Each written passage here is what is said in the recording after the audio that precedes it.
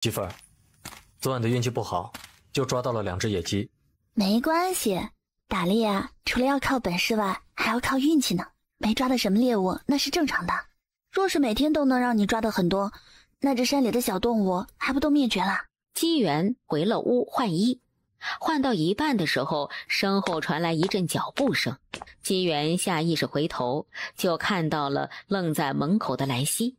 兰溪的眸光从他光裸的脊背上扫过，禁不住红了脸，慌忙退出去。下一瞬，他就落入了一方怀抱中。你干什么？眼睛盯着地面，不敢乱看。就连他自己都觉得他有些没出息。你说他一个大夫，光膀子男人他也算见过一沓，从来都是脸不红心不跳的，可不知道怎的就见不得机缘如此，瞧着他就觉得羞臊得慌。媳妇儿，干啥？你看着我。你有啥好看的？整天都能瞧见。既然媳妇儿都看过了，怎还不好意思？我没不好意思。那为何媳妇儿不看我？哎呀，在山里折腾了一晚上了，你不累啊？别想些乱七八糟的，我赶紧去做饭。回头啊，你快些吃完，好好睡一觉。兰溪扭头就要走，却被他扯进了怀中。撞进他怀里的刹那，兰溪下意识地用手挡了一下，手掌贴在了他的胸膛上，像是被烫了一下。兰溪下意识地想要收回来，却被他按住，挪了挪，放在了心口的位置。兰溪只觉一颗心要跳出来了，明明是3月里，他却觉得有些热。媳妇儿，感受到了吗？因为媳妇儿在跳。兰溪的脸红得快要滴出血来，这人说什么呢？机缘的手放开，兰溪觉得自己定然是魔怔了，否则他怎不将手收回来？媳妇儿，只要你在我身边，我永远也不觉得累。兰溪觉得自己像是掉进了蜜罐似的。哎呀，一大早的发什么癔症，净说些乱七八糟的。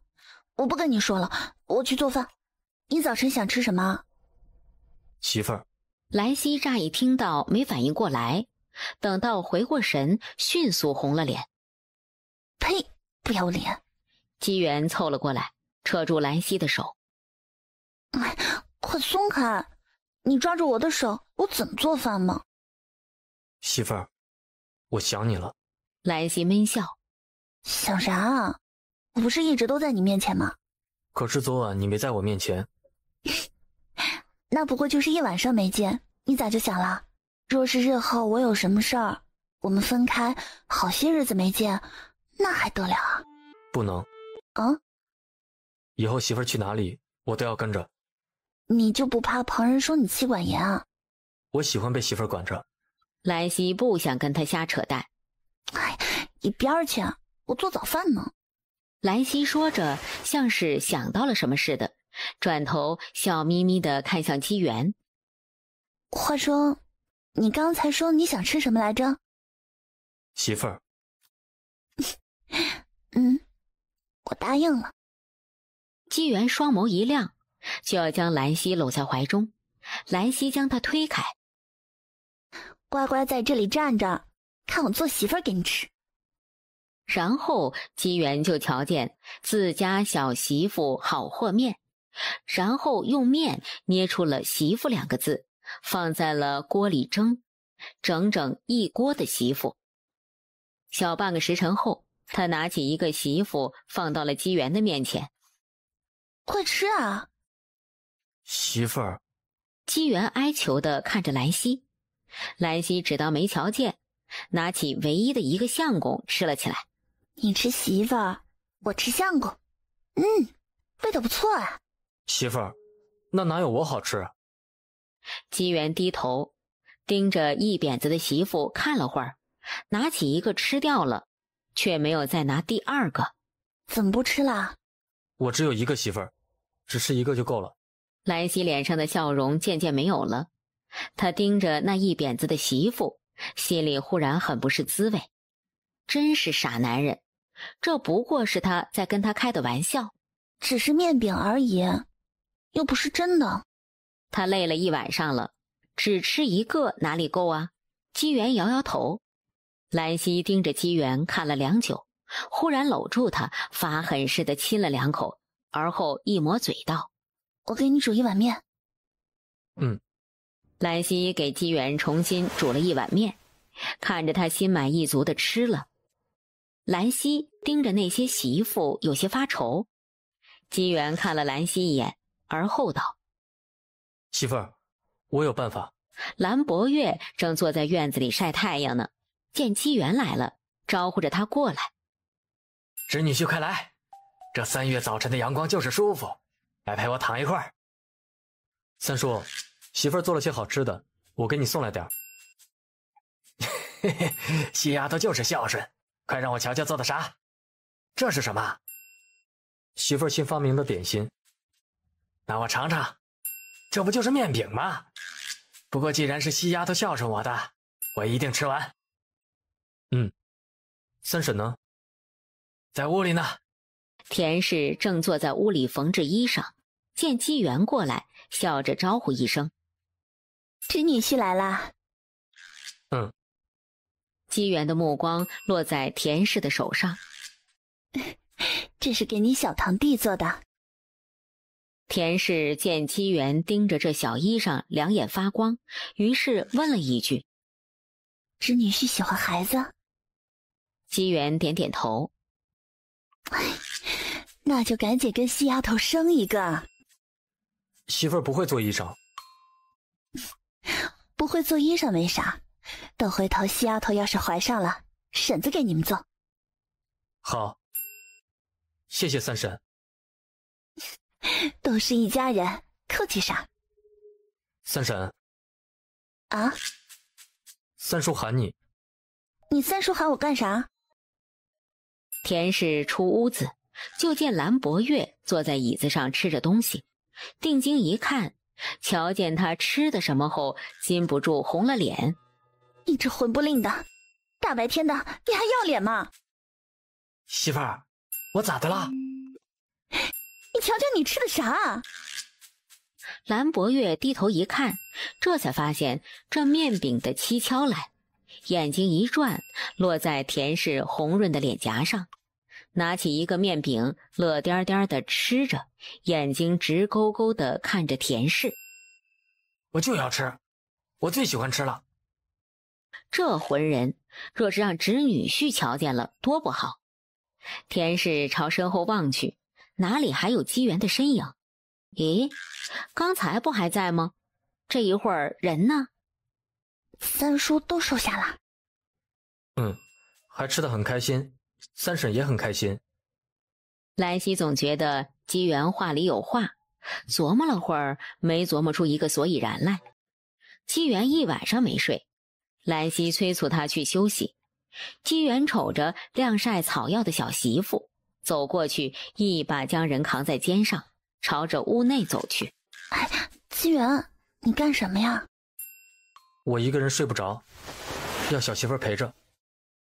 兰溪羞红了脸，他让他将她放下，可是姬元根本不理会，将她扔到了床上后，迅速躺在了他的身侧，将她禁锢在了怀中，立刻闭上了眼睛，缓缓道了一句：“只睡觉，啥也不干。”兰溪扭头瞥见他安详的面容，紧绷的神经松了下来，嘴角勾起一抹浅笑，微微侧头亲了亲他的脸颊，搂着他，哄着某个大孩子睡觉。原本是陪他睡的，没想到后来竟然真的睡着了。醒来时已经中午了，姬元还在睡着。兰溪瞧着时间差不多了，小心翼翼地起床，蹑手蹑脚地出了屋子，去准备午饭。姬元闻着饭香醒了过来，跑到锅屋，从后面抱住了兰溪。醒啦，马上就可以吃饭了，去洗把手。3月里春暖花开，正是草药移栽的最好季节。下午的时候，兰溪让姬元陪着他进了一趟山里，里面有不少珍贵的草药。不过1个多时辰，他就挖了一箩筐，走得有些累了。两人找了一处平坦的地方休息，才刚坐下，脑袋忽然一疼，兰溪嘴角一抽，这熟悉的感觉。兰溪借口去方便，不准机缘偷看，跑开了一段距离，钻进了灵泉里。果然见到那只小胖鸡躁动不安，小胖鸡见到他，立刻朝着他扑了过来，那模样比上回碰到了人参还激动。这附近有灵药，大概在什么方位啊？兰溪了解了情况后，从灵泉里出来，见机缘在不远处探头朝着这边张望，一脸担心。他走了回去。机缘，我们往那边走走看吧。兰溪按照小胖鸡的指示，停在了一处倒下的大树边。兰溪看到上面长了不少木耳，招呼着机缘采摘木耳，叽叽喳喳的叫声又在脑海中响起。哎呀，别叫了，等我摘了木耳，我就帮你找。媳妇儿，你在说什么？没什么。相公，我们快将这些木耳都摘了吧。兰溪在大树边转悠了几圈，用铁枝将地上的枯叶扒了掉。忽然他愣在那里，盯着树根处暴露出来的东西，双眼放光。天哪，他发现了什么？灵芝，还是这么大的灵芝。这样品相的灵芝少说也有100年吧，若是拿去卖，定然能卖。小胖鸡的狂叫声在脑海中响起。兰溪无语了，他盯着那灵芝，心在滴血。媳妇儿，机缘的声音传来，兰溪一咬牙，趁着机缘过来前，将那灵芝挖出来，扔进了灵泉里，然后看到小胖鸡像看到珍宝似的扑了过去，3两口就将那株上百年的灵芝吞进了腹中。兰溪狱卒，他的钱呢，真是糟蹋了。小胖鸡像是听到了他心中的想法似的，冲着他翻了一个大白眼。兰溪惊，他没看错吧？这个家伙竟然冲他翻白眼，吃了他那么好的东西，竟然还冲他翻白眼。哎呀，他要弄死他！媳妇儿，你刚才怎么了？我喊你几声，你都没有反应。没什么，我就是在想啊，这树怪可惜的。你瞧，这么大的一棵树就这么死了，若是再长些年，得多壮观啊！机缘转头四下看了看，兰溪顺着他的目光扫了一眼，而后嘴角一抽，四周的树都和这棵差不多，有的甚至比这棵更粗壮。兰溪无语了。晚饭我们炒个腊肉菌子，再弄个菌子汤，咋样？媳妇儿，这些东西真能吃？机缘盯着那些菌子，眼底露出担忧。也难怪他不放心，他年少的时候，村里就有个孩子误食了这种东西，最后人没了。从那后，这10里8村的人再没有敢吃这种东西。能吃，不仅能吃，还很好吃呢。等回头我做出来，你吃了就知道了。尝尝，鲜不鲜？机缘接过碗，尝了一口，好喝。兰溪喜滋滋笑了，拿筷子夹了块先前炒好的菌子。再试试这个。机缘将嘴巴凑过去吃了，然后点点头。好吃，真好吃。我呀，炒得多，咱们吃不完，你送点给奶他们吃。兰溪想了想，还是道：二婶那边也送点吧。兰溪其实不想给庄氏送，可也不好顾此薄彼。机缘点头，将兰溪的叮嘱记下了，就找来食盒送东西下山。兰溪送他到门口，路上别耽搁啊，快去快回，等你回来，汤差不多也好了。媳妇儿，那我去了。去吧。姬元拎着食盒下山，他想了想，先去了2房。果然，庄氏一见姬元端的东西，满脸拒绝，就算上面有腊肉也没要。姬元也很干脆，庄氏不要，他扭头就走，多劝一句都没有。蓝妹听到动静，从屋里出来：“娘，啥事儿？你说这西丫头存的什么心呢？啊，好端端的，竟然送我一盘毒蘑菇！我这几日没得罪她吧？她竟然想咒我死啊！”蓝妹隐约觉得有些不对劲儿，可瞧着她娘气急败坏的样子，她也不好说什么。你还端着那东西干什么呀？赶紧扔了！这东西咋能吃？要出人命的！娘，咋了？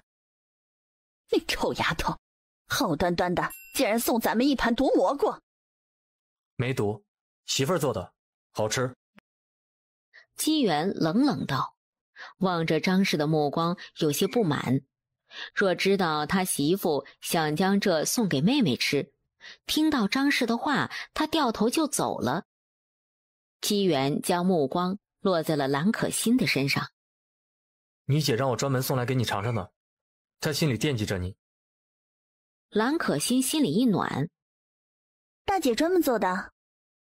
嗯，那我尝尝。蓝可心伸手就捏了一块，放进了嘴里。可心，你不要命了！娘，你别担心了，大姐若当真想要我们的命啊，何必这么费力气？哎呀，我没说她要杀我们，我怕她不知道这东西有毒，不能吃。姬元的脸色稍稍缓和些。没毒，先前我已经吃过了。我也觉得没毒。蓝可心又捏了一块，她大姐做的东西还是这么好吃。她眼睛一转，捏了一块，趁着张氏不注意的时候塞进了张氏的嘴里。张氏的声音戛然而止，双眸一亮：“哎，这东西咋这好吃啊？”蓝可心一笑，冲着姬元眨眨眼：“娘，这腊肉也很香，你要不要尝尝？”“我尝尝。”张氏也不客气地捏了起来。娘，你不怕这东西有毒了？张氏白了蓝可心一眼。你姐夫都说这东西没毒了，再说了，要真有毒，你出事儿了，我也不活了。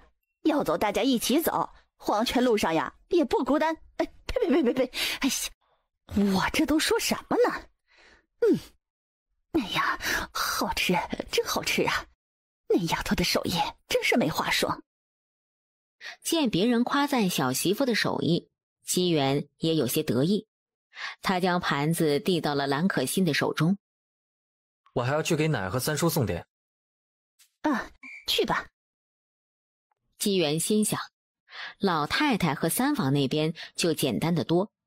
姬元将君子放下，老太太只淡淡扫了一眼，就夹起一块吃了起来，然后说了一句：“不错。”三房那边更不用说，蓝博月得知姬元送来了吃的，立刻就凑了过来，还被田氏嗔了一句饿死鬼投胎似的。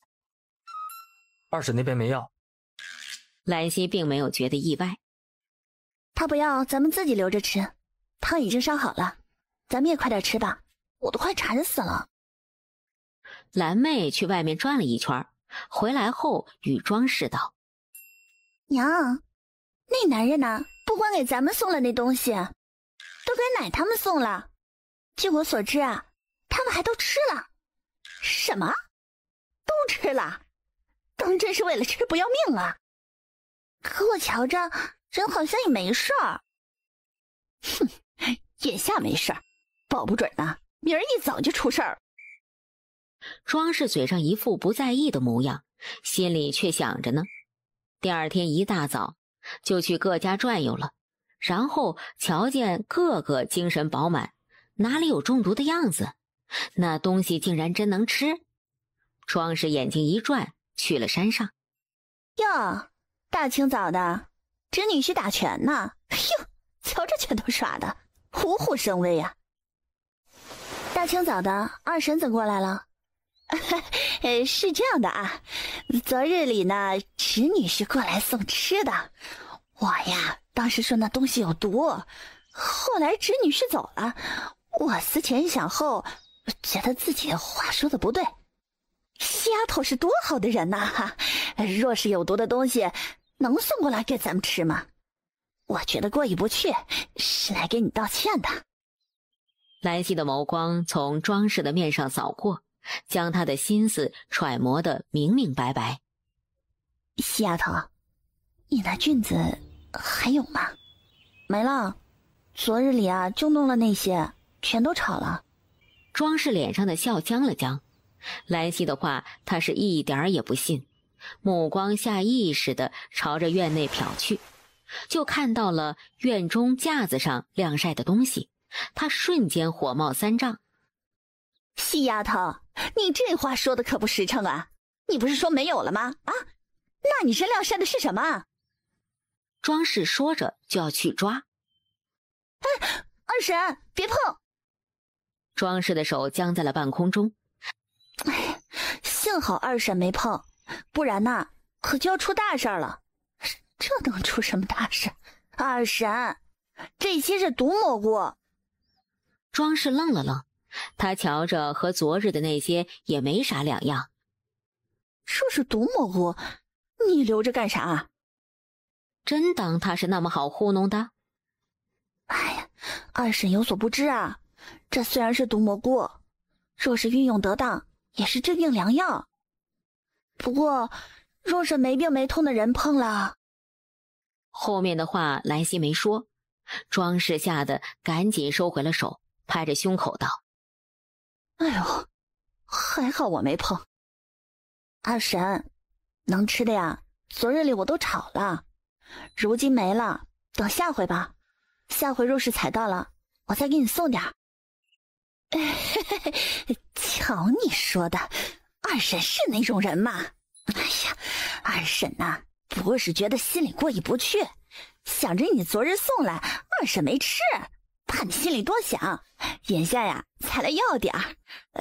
既然没有，那也就算了啊，只要你不多想就成。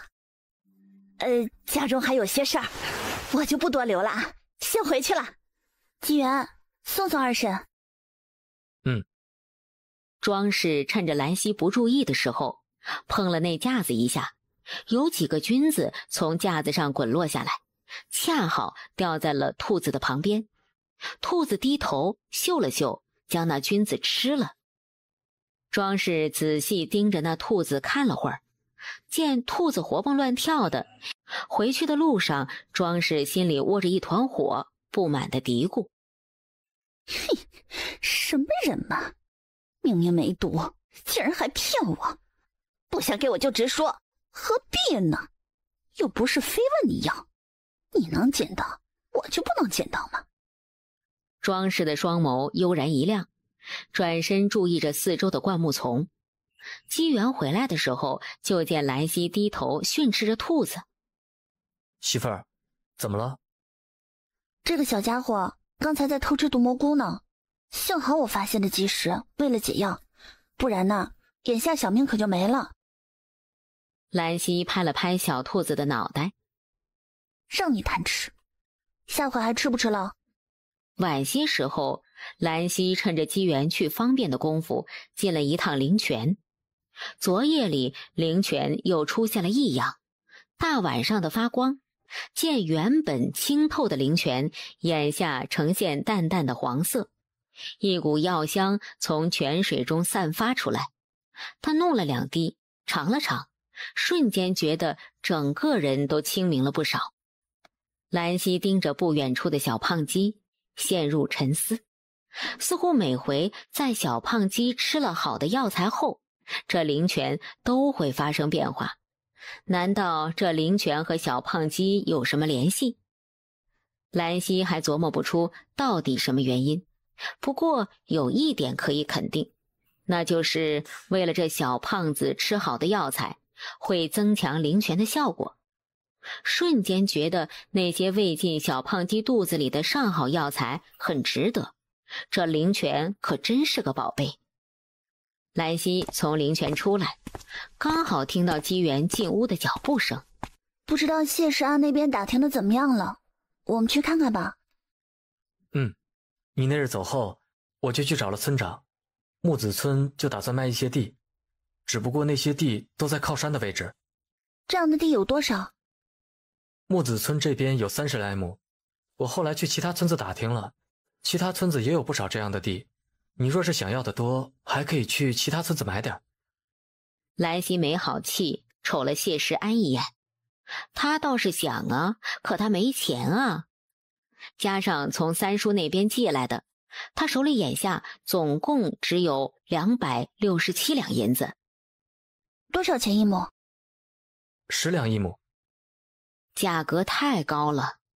兰溪皱眉，10两一亩，这可是良田的价格。谢山，你去跟村长谈，最好能控制在7两一亩以内。另外，最好能附带上附近山头的使用权。若村长答应，你就跟村长签下10年的书契，然后每年……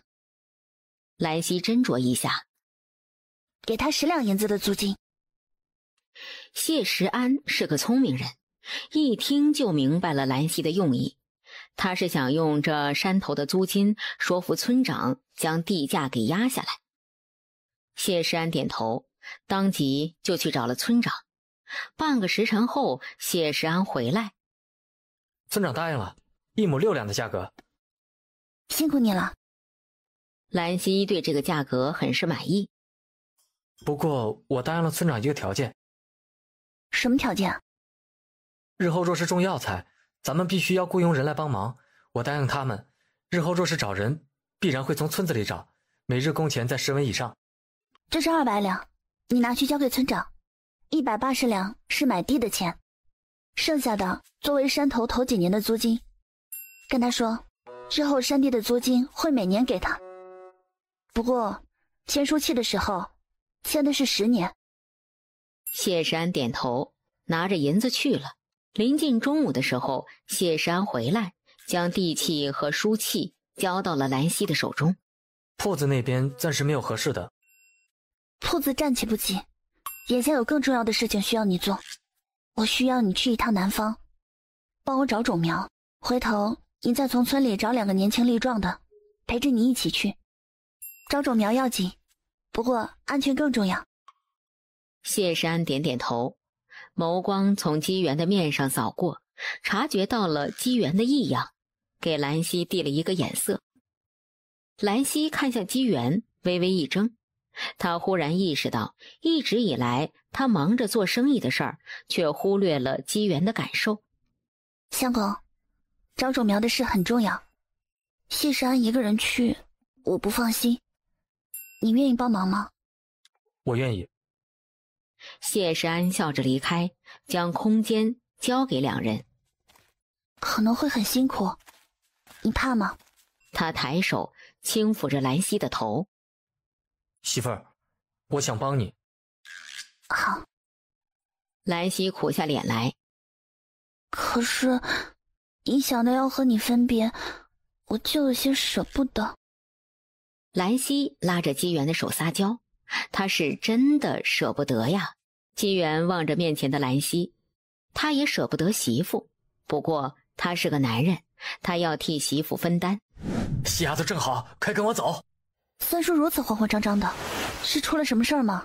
午后，你二婶和媚丫头和玉荣就开始狂吐，我过来的时候，2个人已经昏迷过去了，也不知道怎么回事，你快去看看吧。细丫头，你快去瞧瞧吧，玉荣都开始说胡话了，只怕是要不行了呀。眼下蓝淑婷还陪着蓝玉耀参加院试，二房却出了这么大的事，这若是没了，可如何是好？田氏有些担心。别慌，有我在。兰溪进了屋，就见庄氏等人都躺在床上，一个个面色铁青，嘴唇发紫，这很明显是中毒的征兆。兰溪走过去，掀开几人的眼皮看了一眼，又探了探脉，闭着人给每人喂了一滴灵泉水。田氏扶着老太太走了过来。细丫头，怎么样了啊？你二婶他们这是怎么回事啊？中毒，误食了毒蘑菇。屋内几人俱是一愣，没人说话。可兰溪知道，他们隐约猜到了什么。这个蠢货！老太太气得怒骂。那可有什么事？啊，三婶放心，并不是厉害的毒，我开些药，他们喝了就没事了。幸亏他有灵泉，能暂时缓解毒性，否则他们是真的没救了。哎呀，我这是怎么了我？见庄氏醒来，众人提着的心这才稍稍放了些。二弟妹呀，不是我说你，那菌子能是随便吃的吗？一个不小心，这不是险些去了命吗？哎呦，那蘑菇有毒啊！可不是。张氏瞅着庄氏，像是看个傻子似的。这么愚蠢的事情都干得出来，要是他才不敢乱碰呢。庄氏回过神来，媚儿和玉荣呢？他们咋样了？二嫂别担心，媚丫头和玉荣啊都没事儿，想来再过一会儿也就醒了。你眼下身体虚弱，需要好好休养。这回可多亏了西丫头，若不是西丫头，二嫂你们就……后面的话田氏没有再说，庄氏又不是傻子，哪里还有听不明白的。好了，眼下人都没事了，都熬了大半夜了，早些回去休息吧。以后不清楚的东西不要乱吃，活了大半辈子了，病从口入，这么简单的道理还要我教你吗？娘，这事儿人也不怪我，我也不想出事儿。庄氏瞥了兰溪一眼，还不是有些人不肯给我菌子，他若是给我了，哪里还有这些事儿？你还有脸怪别人？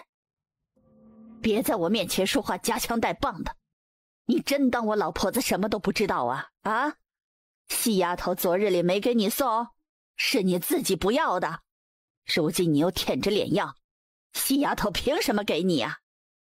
庄氏的面色惨白，老太太的话却没停。还不是你贪嘴惹的祸，你若不贪嘴，怎会出眼下的事情？今日里若是没有西丫头，你以为你还能站在这里说话吗？西丫头救了你们娘几个，你不但不知道感恩，还在这里抱怨。原先发生这么大的事儿，我估摸着你心里不好受，没想呵斥你，可你倒好，不知悔改。都走吧，让他自个儿待在这儿，好好想清楚。话落，老太太转身离开。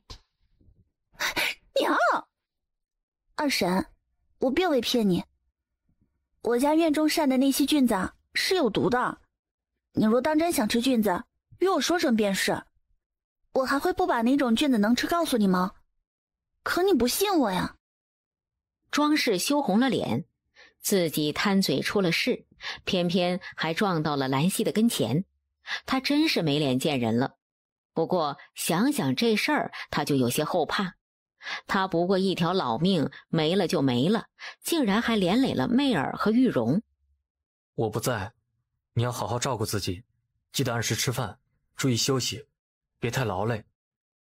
兰溪头一回发现姬元竟然这么啰嗦，不过他听着却不觉厌烦，反而盼着他一直唠叨下去，再不舍分别还是要来临。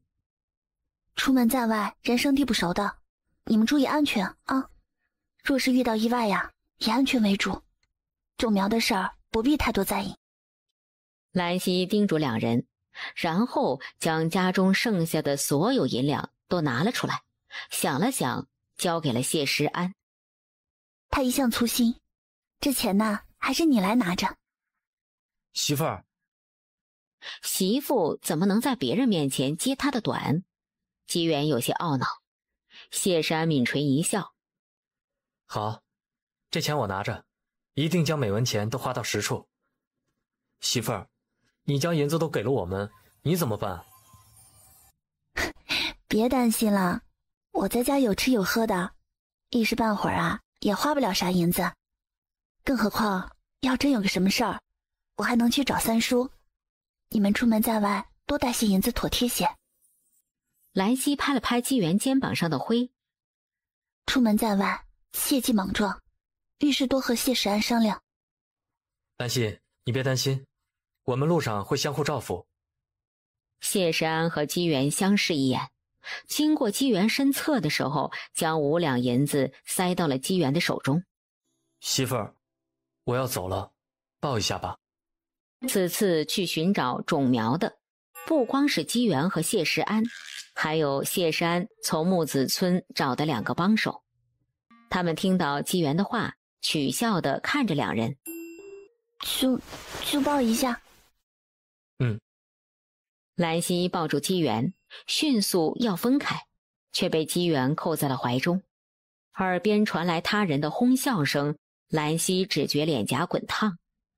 她嗅着男人身上熟悉的气味，心道：笑就笑吧，她抱自己男人也没有什么不能见人的。良久，两人分开。姬元望着兰溪道：乖乖在家中等我，我们会快去快回。姬元话落，转身离开。谢世安冲着兰溪抱了抱拳，追了上去，直到他们的身影消失不见，兰溪这才将目光收了回来，准备回家。忽然他察觉到有什么不对劲，往怀中一摸，就摸到了5两银子。兰溪盯着那银子，忍不住笑了。原来和我拥抱还有这个目的啊！玉瑶这孩子一出生的时候，我就知道是个本事的。果不其然，如今不过20来岁，就中了秀才，可真是前途无量啊！哈，细丫头和三弟妹来啦！我们家玉瑶可真本事，中秀才啦！恭喜二婶。你好。老太太瞥了庄氏一眼，轻声应了一声，就朝着堂屋走去，并没有因着蓝玉要中秀才而高看他几分。庄氏的脸色不悦，可当着这么多人的面也不好发作。娘，你看啊，玉瑶如今中了秀才，可是咱家大喜的事儿。哎，我琢磨着摆几桌酒席，邀请乡亲们过来庆祝一下。老太太眸光一灵，望着庄氏，触及到那目光，庄氏的身体猛地一哆嗦。兰溪将那边的情形看在眼里。各位爷爷奶奶、叔叔婶子，今日呀，我家二叔和堂兄刚回来，有些累了，需要休息，劳烦诸位先回去，等赶日里再来家中做客。众人笑了笑，都识趣的离开。玉瑶中了秀才，你很得意，觉得自己本事了是不是？哼，玉瑶中了秀才，原本就是光耀门楣的事儿，我得意怎么了？难道不是应该？我怎么就不能得意了？好了伤疤忘了疼，我看你是忘了玉瑶欠的债了。不过就是一时高兴，怎么了？奶怎么这么说娘？堂兄是觉得奶训斥的不对，是吗？蓝玉要转头，虽然没有说话，可眼神已经说明一切。堂兄考中了秀才，确实本事，可和举人相比，秀才根本不值一提。多少秀才终其一生都无法中举，和进士相比，秀才更是轻微的像只蚂蚁。堂兄眼下还觉得秀才本事吗？做人得有危机意识，不能因着一时的收获而沾沾自喜。堂兄，别忘了，你可没有一生的时间去准备乡试，你只有3年。若是3年内你无法中举，你就需要立刻偿还那些债，而那些债务是他3年内绝对无法偿还的。像是有一块大石猛地砸在了蓝玉耀的心口，压得他喘不过气来。原本的喜悦瞬间被涤荡出去。娘，中秀才确实没有什么好得意的，等日后我中了举人再说吧。蓝玉耀进屋读书去了，他从来没有觉得时间如此的紧迫过。玉耀！庄氏气得一跺脚，扭头先连进了屋内。玉耀中秀才，这是大喜的事儿，我高兴一下怎么了？他当头就泼冷水，他是什么意思啊？这么些年我在兰家受苦受累的，我到底哪里得罪他了，就让他这么看不顺眼？老太太还没走远，听到这声音，脚步微微一顿，却没跟庄氏计较。这么多年了，她这个儿媳妇啥性子，她还能不了解吗？行了，你就少说两句吧。她其实明白庄氏委屈，可是娘说的其实也没错，玉瑶身上还背着债呢，就算现在不用还，以后也是要还的。更何况如今也不过中了秀才。什么叫也不过是中了个秀才呀？你当那秀才好中的？这么多年了，你们村子才出几个？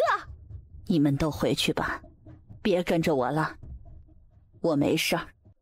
娘，二嫂的话你别放在心上，她就是那脾气。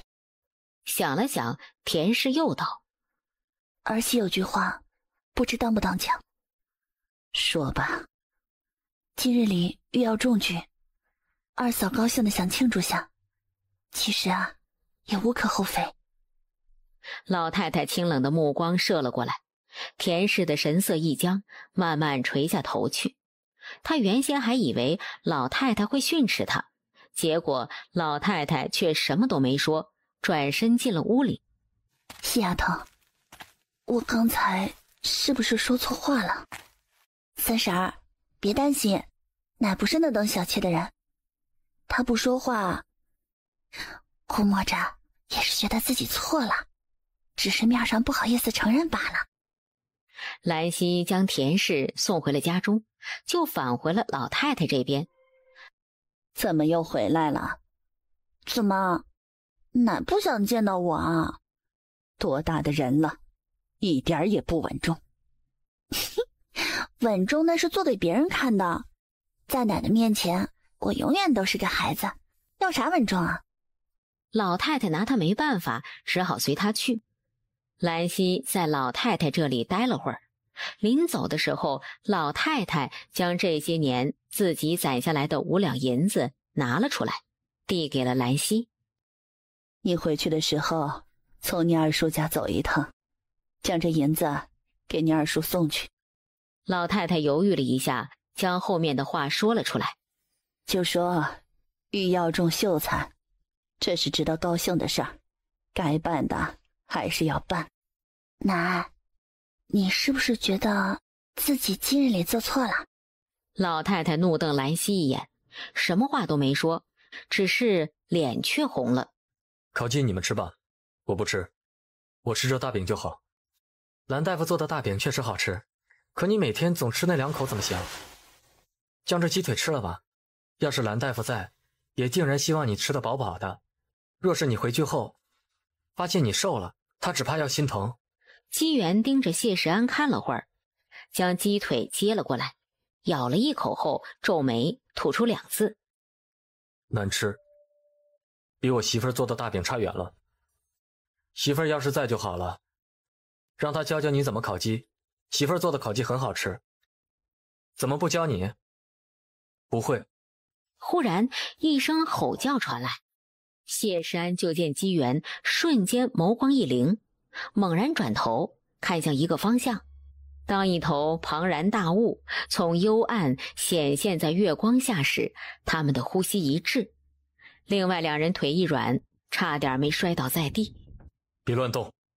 他们的身体僵在原地，贴身的衣物都浸在了汗水里，时间似乎过得格外慢。看着那老虎慢慢走近，他们觉得自己的感官似乎都消失了。就在他们以为那老虎必然会冲过来时，他却扭头转身离开。走了。谢世安三人无力地跌坐在地。哥，你说这老虎怎么突然就走了？我也不知道。兄弟俩的对话传入谢世安的耳中。谢世安抬眸看向朝着牛车走去的男人。李宝和李贵两兄弟没有注意，谢世安却看得清清楚楚。在那头老虎靠近的时候，身侧的男人身上竟然散发出了野兽的气息，正是那种气息将那头老虎吓退了。牛车在他们身边停下，姬元望了望眼前的山林，神情严肃。这里不安全，我们先离开。没有人反驳姬元的话，他们都知道姬元是猎户，对山林有着非同一般的敏锐。加之经历刚才的危险，他们也想尽快地离开这里。姬元赶着车载着他们离开。当他们走后，原本离开的那头老虎从树后走了出来，望着牛车远去的方向。天这么晚了，距离下一个城镇还有很远，想要赶过去自然是不可能的。当晚，他们宿在了一处破庙里。先前经历了那么惊险的一幕，几人都累了。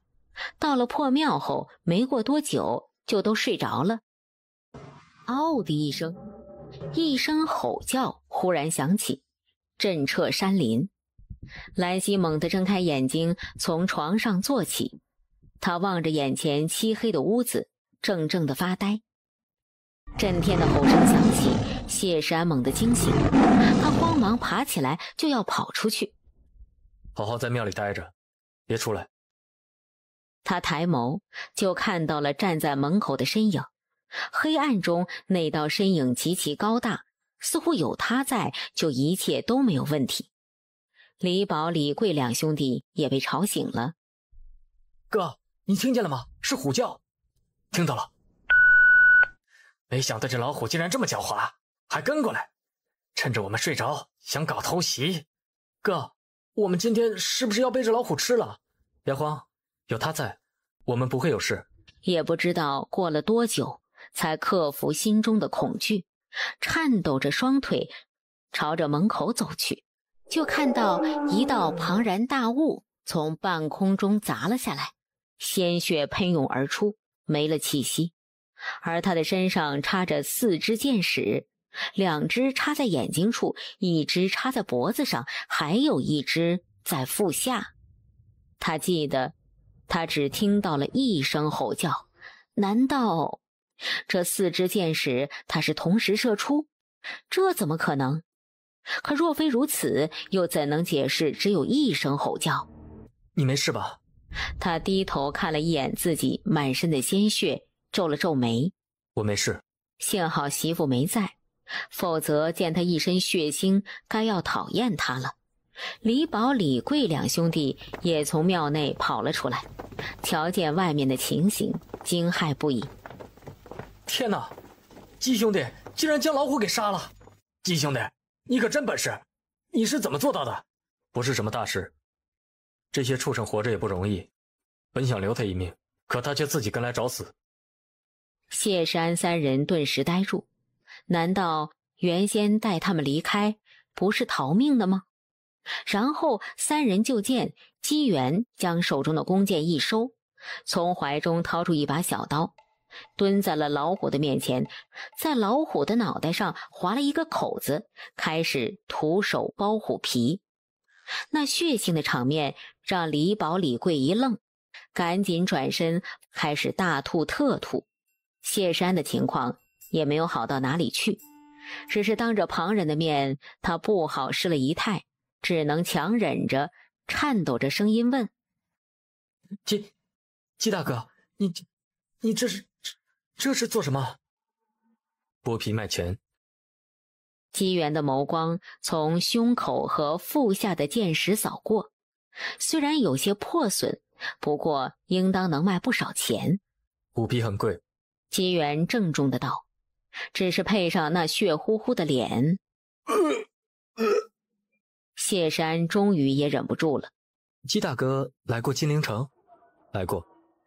我年少的时候被家里卖去做长工，当时经过金陵城，金陵城交通便利，四通八达，往来的商贩很多。我的建议是，咱们在城中找个客栈先住2天，打听消息，确定目的地才出发。姬元点点头，他也赞同谢世安的说法。如此，我们就先去。找客栈3个字还没有说完，就见姬元朝着旁边的摊位走去。谢世安一愣，赶紧追过去，就听姬元问：伯伯，您知道金陵城最大的皮毛铺子是哪家吗？最大的皮毛铺子，那要数陆里坊了。姬元打听到了自己想打听的消息，转身与谢世安道：我要先去将虎皮给卖了，你们先去找客栈。姬元话落，抬脚就走。谢世安有些不放心姬元一个人去，给了李宝2兄弟一些银子，让他们先去找客栈，回头他们再会合。谢世安匆忙吩咐几句，就去追姬元了。姬元的脚程快，他怕耽搁久了就追不上姬元。大哥，你说安大哥也没说咱们稍后在哪里会合，他们怎么找咱们啊？李宝也糊涂，不知道，别管了。安大哥和姬大哥都是聪明人，一定有办法找到我们的。我们先去找客栈。2兄弟刚要走，李宝像是想到了什么，等等。而后他就学着姬元原先的模样，走到了那摊贩前。小哥，跟你打听一下，这城中哪家客栈最便宜？欢迎光临本店，客官想要什么皮毛？这双皮靴怎么卖？客官果然识货，这双皮靴啊，要20两纹银，乃是上好的东北虎皮所做。谢山点点头，一副宠辱不惊的模样。我们不是来买东西的，我们是来卖东西的。虎皮，你们这里收吗？果然是大铺子，伙计的涵养很好。当谢山说出他们不买东西时，那小伙计也没有生气，反而笑意盈盈地将2人迎到了一侧的隔间。二位先坐，不知道二位想要卖什么皮毛？虎皮。二位稍等，我去将掌柜子喊来。听说二位想要卖虎皮，请看，不错不错，虽然有些小瑕疵，可还算完整。能弄到这样完整的虎皮，很是厉害啊。不知二位想要卖个什么价格？100两。他都想好了，先叫个喊高一点，等会儿再讨价还价。这是他从媳妇那里学来的。好。掌柜的拿了钱来，姬元接过钱，谢山厚着脸皮问：掌柜子，我们兄弟2人初来金陵城，对这金陵城的物价并不了解，您给我们透露一下，这虎皮的价格。那掌柜的愣了一下。你放心，我们没有反悔的意思，只是想询问一下。2人既然出来，那必然是不知道我陆里坊的规矩。我们陆里坊买卖东西都是一口价，若是觉得价格合适就要，没有讨价还价的道理。也不瞒2位，这位爷要的价格虽然不低，可虎皮不错，若是处理得好啊，这张虎皮制成东西1000两银子还是有的。多谢掌柜的告知，看来我们的价格还是要的低了，不用觉得亏了。100两对于我来说已经很多了，而且那掌柜子也说，处理后才能卖到那些钱，处理起来必然不是容易的事，不用多想。大哥说的没错，你们果然能找到我们。虽然这里是金陵城，可你们都是醇厚朴实的人，定然也不舍得花钱。除了这城里最便宜的客栈，恐怕也不会去哪里了。咱们是出来办事的，这钱可不得省着花。我带你们去住的地方吧。谢世安猜到李宝2兄弟会省钱，却没有想到这2兄弟这么会省钱。他看着眼前的马厩都傻眼了。我们要住这儿？安大哥，这金陵城的客栈真是太贵了，这里已经是最便宜的客栈了，可这最便宜的房间一晚上还要半两银子呢。我和俺兄弟想着我们必须得省点钱，就和掌柜子商量了一下，让我们住这里，这里便宜，一晚上只要50文。不过安大哥你放心，小二说了，这一溜啊已经很久没拴马了，马都拴在那边，我们兄弟俩已经将这边打扫了一遍，一点也不脏。姬元走进去后，就靠着墙壁合上了眼睛。昨晚他几乎一夜没睡，眼下是真的困了。谢山其实也累了，他犹豫了一下，也跨了进去。他们这一趟是出来办事的，可不是来享受的。说起来，和荒山野岭相比，这马厩已经好了太多。虽然有些味儿，起码身下还有干草垫着。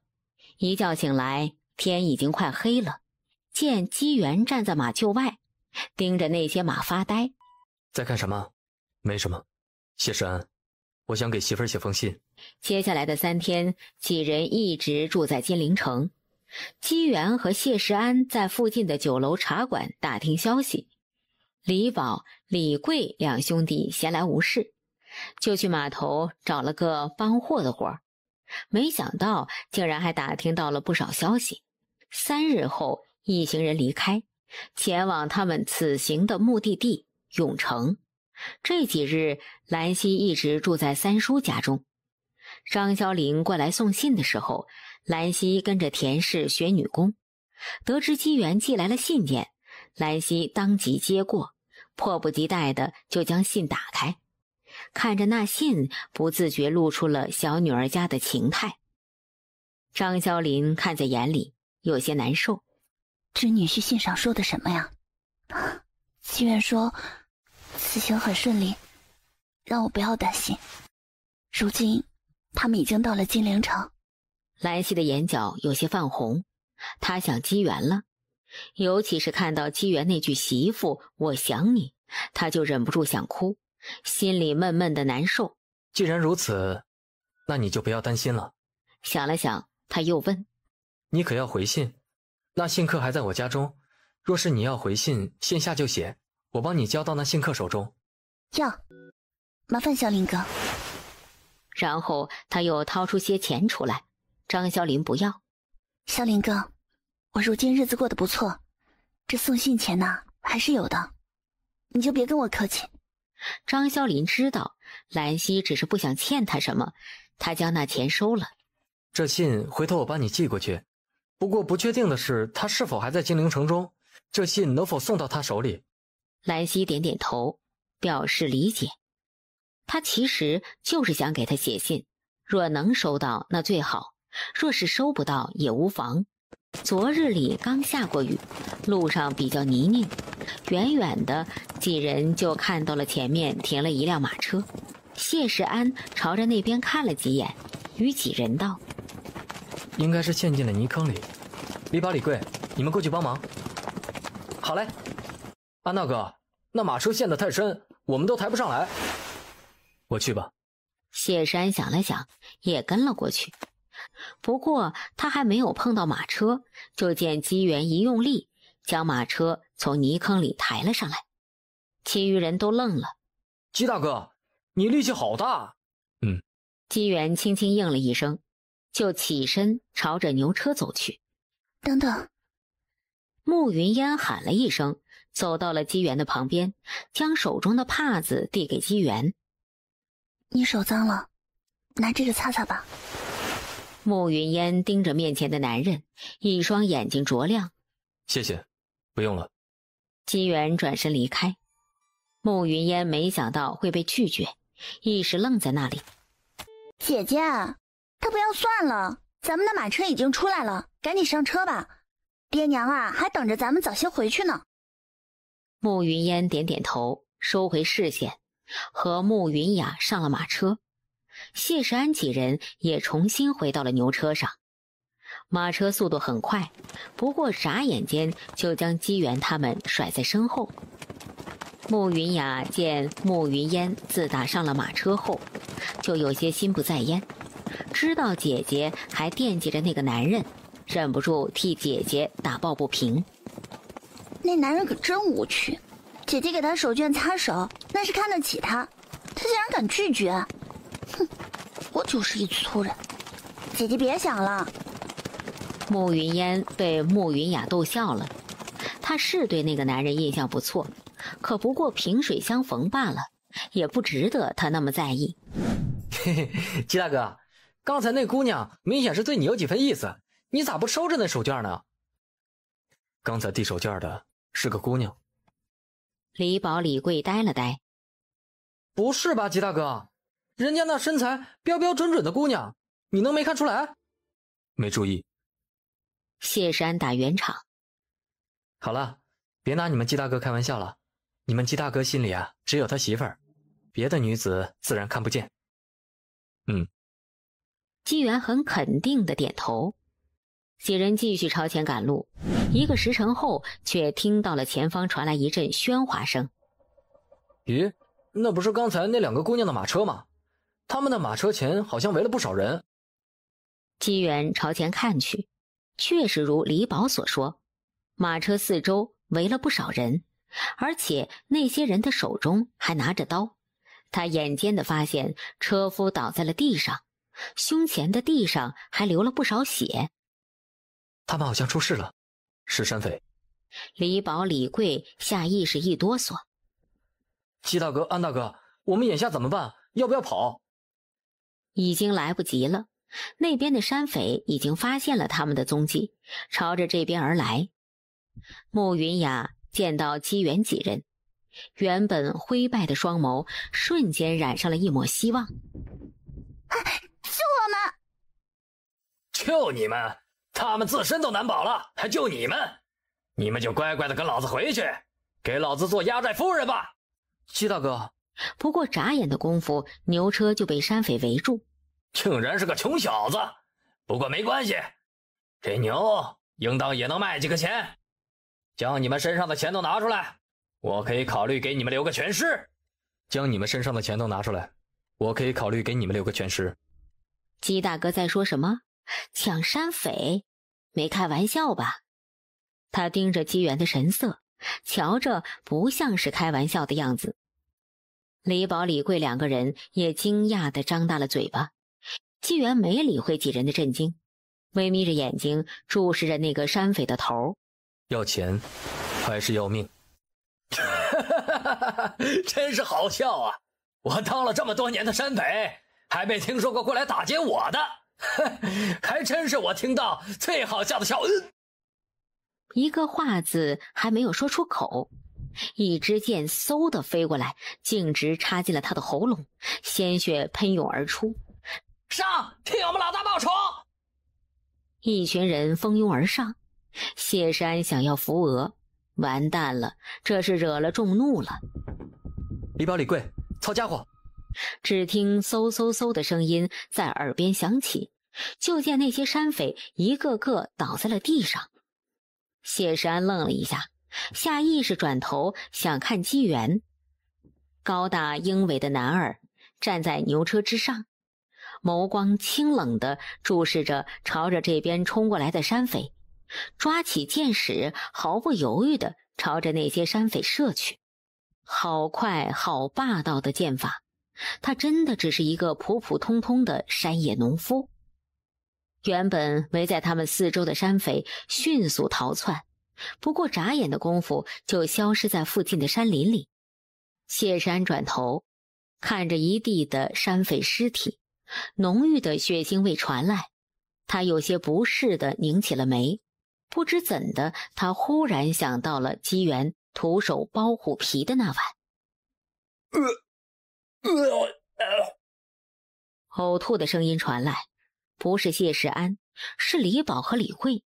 兄弟俩显然也发现了眼前的情形，和他想到一块儿去了。两人的神情还有些怔愣，似乎这辈子都没有见到过这么多的尸体。正当他们愣神的功夫，就见姬元弯腰，从那些山匪的腰间掏出一个钱袋来，揣进了自己的怀中。他真的来打劫的呀！还不快下车帮忙，一个子儿都不能留给他们，这些都是他们搜刮来的不义之财，不要白不要。谢山缓了会儿，也下了马车，朝着慕云烟姐妹走去。二位姑娘没事吧？我们没事，多谢你们救了我们。不用谢，是这些山匪自寻死路。不过此地不宜久留，二位姑娘还是早些离开吧。我们的马车毁了，车夫和家丁都……二位姑娘若是不介意，我们可以送二位一程。哎，真的吗？当然，不过要劳烦二位跟我们挤牛车，不知二位可介意？公子客气啦，我们不介意。姬元已经差不多将所有的剑矢拔出，手上沾染了不少血。慕云烟捏紧手中的帕子，犹豫了一下，还是走了过去，将帕子递给姬元。姬元怔愣一瞬，仍旧没有接帕子，直接从旁边的山匪身上撕下一块干净的布，转身回到马车上，坐在那里，低头擦拭着弓箭。姐，咱们别理这个榆木脑袋。二位先上牛车吧，我去将你们马车上的东西取来。多谢公子，劳烦公子了。不客气。慕云烟这一路上目光大部分都落在了姬元的身上，而姬元一直都在认真的赶车，从始至终都没有多看他一眼。那男人什么来头啊？怎么一直冷着脸？我姐姐这么好看的女子，好心送手绢给她擦手，她竟然还不领情。慕云雅并没有压低声音，她就是故意说的大声，让姬元听见。嘿嘿，姑娘，你别生气，姬大哥就是这副性子，不过他人很好的。至于不接您姐姐的手帕，估计是怕惹了误会。惹啥误会啊？我姐姐一个姑娘都不怕，她一个大男人怕啥？云雅姑娘有所不知，姬大哥已经娶亲了，他和嫂子感情很好。慕云雅没有想到会得到这样的答案，她下意识地看向姐姐，就见慕云烟有些愣神。姐姐？云雅，我没事。原来他已经成亲了，难怪他一定很爱自己的妻子。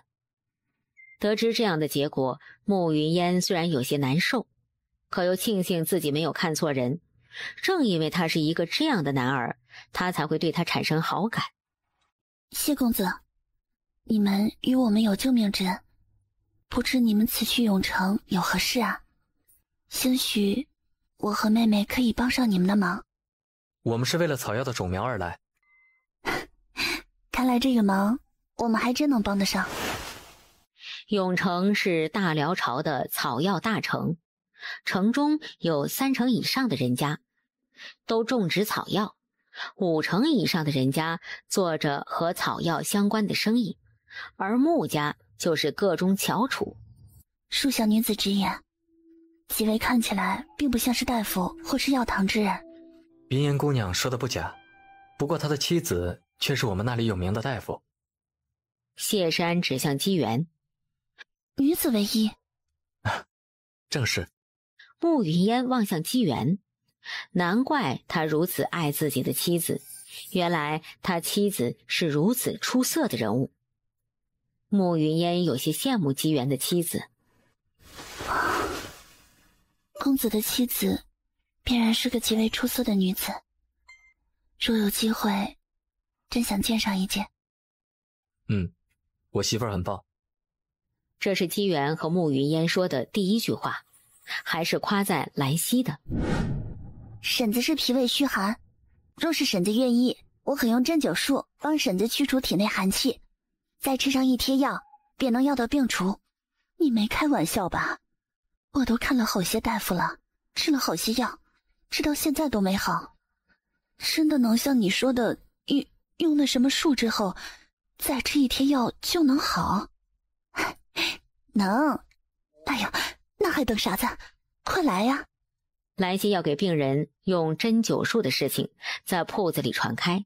梁大夫，用针灸术是要宽衣解带的，我这病人可是个女患者啊，难不成你想占人家便宜？你这丫头胡说什么？因此饶是他再想看，也不得不跟其他人一样站在外面。他生平头一回痛恨自己怎么不是个女的。赵氏过来时，就见兰溪的隔间外围了一群人。你们不去招呼客人，都在这里站着干啥呢？梁大夫，不是我说，其他人跟着胡闹也就算了，你怎么也在这里站着呀？没瞧见那边病人排队等着看诊呢？兰大夫用针灸术给人看病，我也是一时没忍住，我这就去给病人诊脉。梁大夫，你等等，你说兰溪丫头在干什么？用针灸术给病人治病。他会针灸术？针灸术不是失传已久了吗？蓝大夫确实会针灸术，这件事情掌柜子也知道。怎么，掌柜子没跟夫人提起过？都是铺子里的大夫，梁大夫有心求教，他怎么能藏着掖着呀？梁大夫，你进去学没关系，若是他敢拒绝呀，就说我让你进的。赵氏拉着梁毅就要往里走，兰溪快他一步，从里面出来，阻拦了他的去路。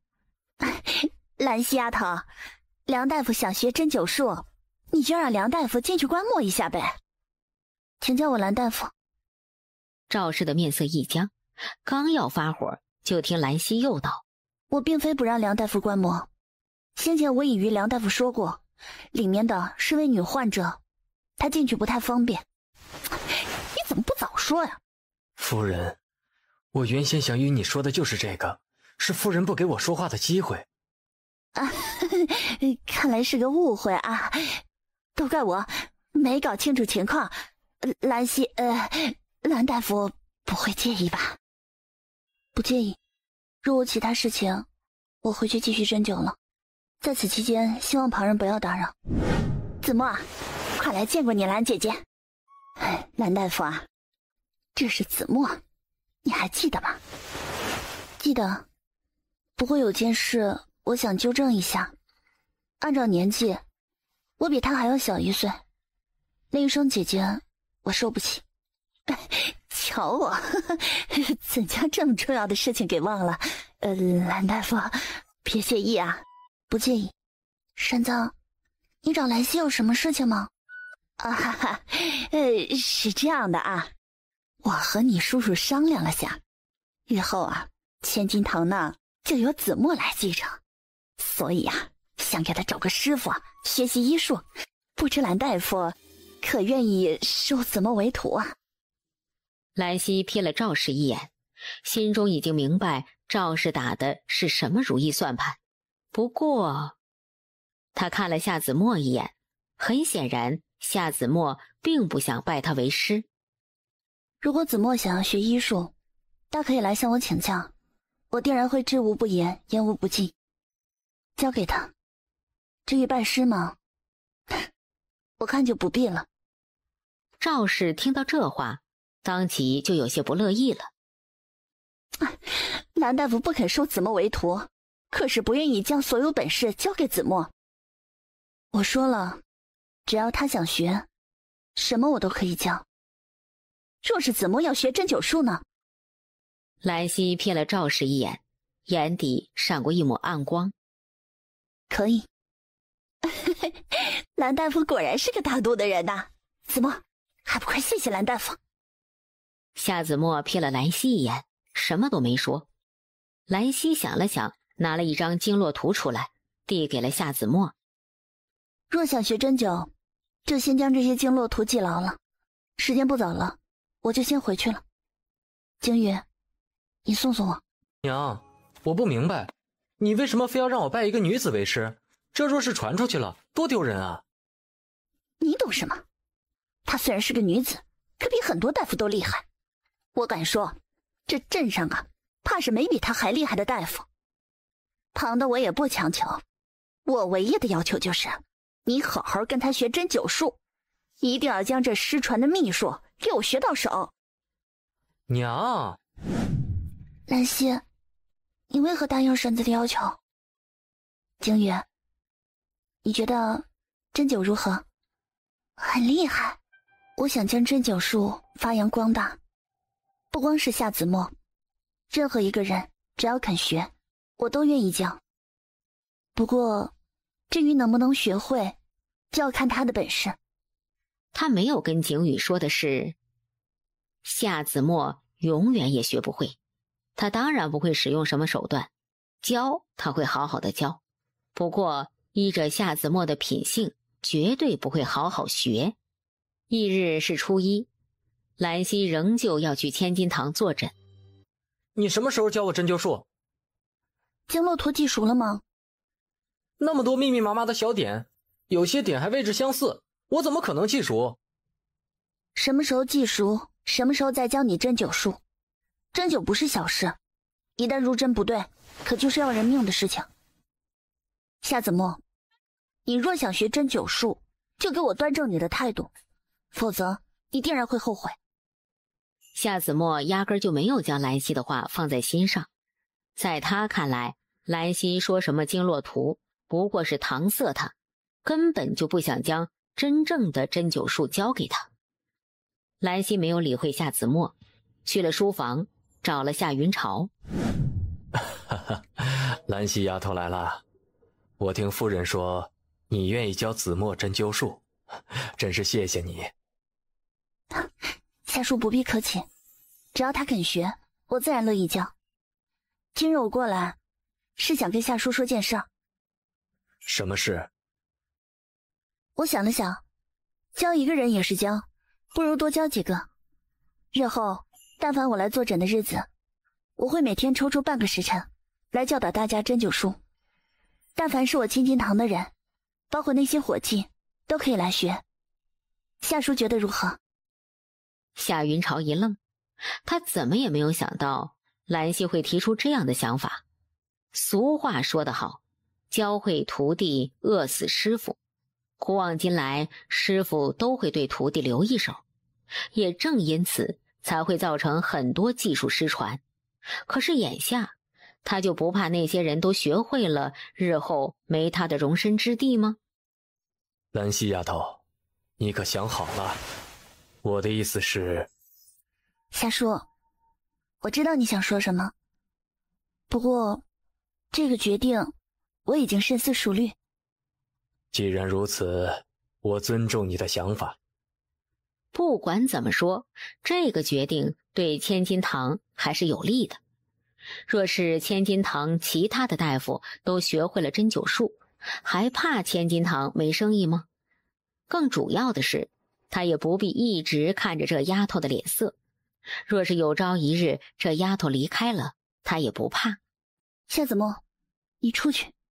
什么时候将经络图记熟了，什么时候才能进来听讲？凭什么？夏子墨一脸难以置信。难道他们都记熟了不成？兰溪知道夏子墨不信，随便点了一个伙计，考验他们经络位置，最后都能准确无误地说出来。夏子墨的脸一阵红一阵白，那一刹那，他只觉自己堂堂少东家被一群伙计给奚落了，这让他日后还怎么在千金堂立足？他一怒之下回了家中，将事情告诉了赵氏。兰溪，你到底什么意思啊？兰溪神色平静地看着赵氏。我不知婶子这话是何意。你不知道？哼，兰溪，你别跟我装糊涂。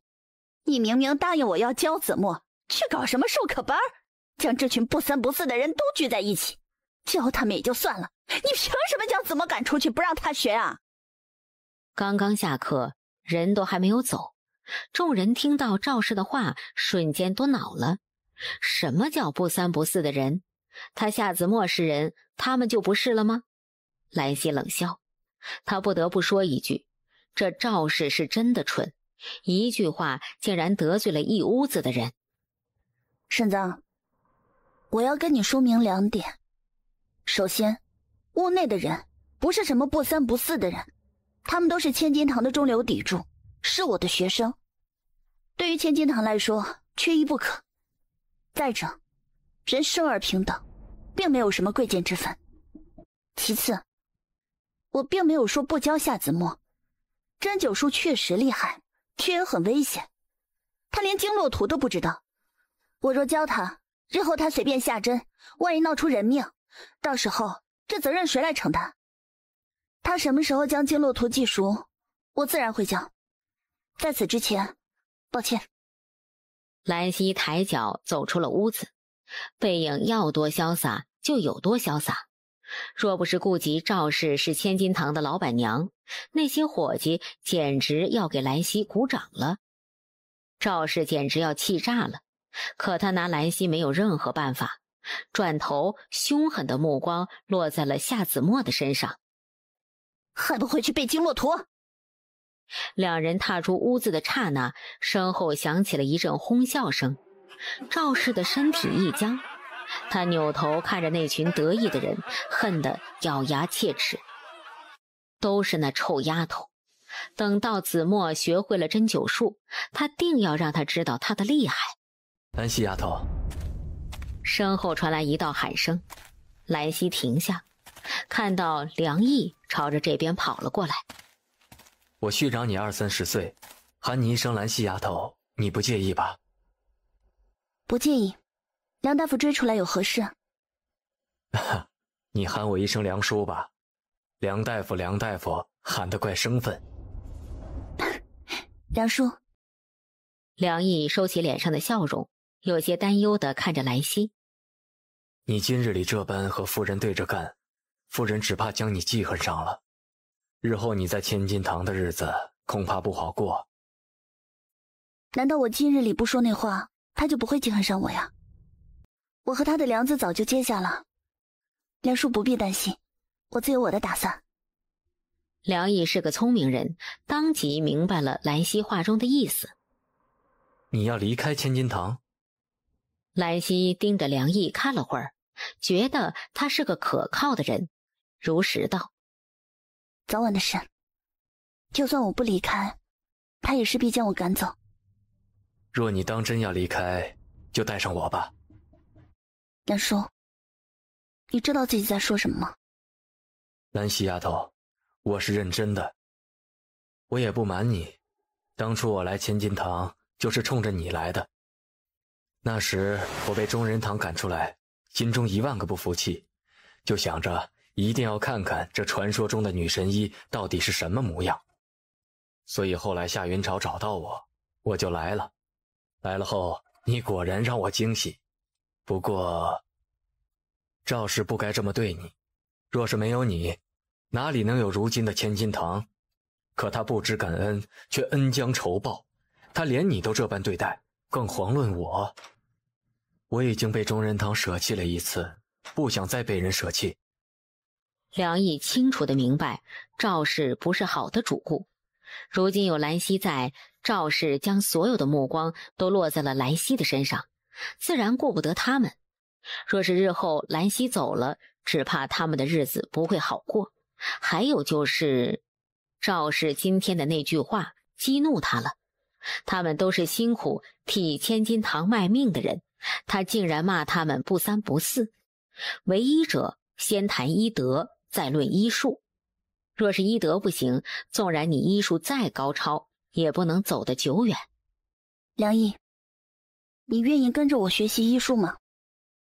梁毅是个聪明人，听到这话当即明白了什么意思，他心中一阵激动，立刻跪了下去。师父在上，请受徒弟一拜。兰溪低头看着梁毅，并没有将他扶起，而是问：梁毅，你可想清楚了？我是个女子，还是个足以做你女儿的女子。你若拜我为师，传出去会被人笑话，你不怕吗？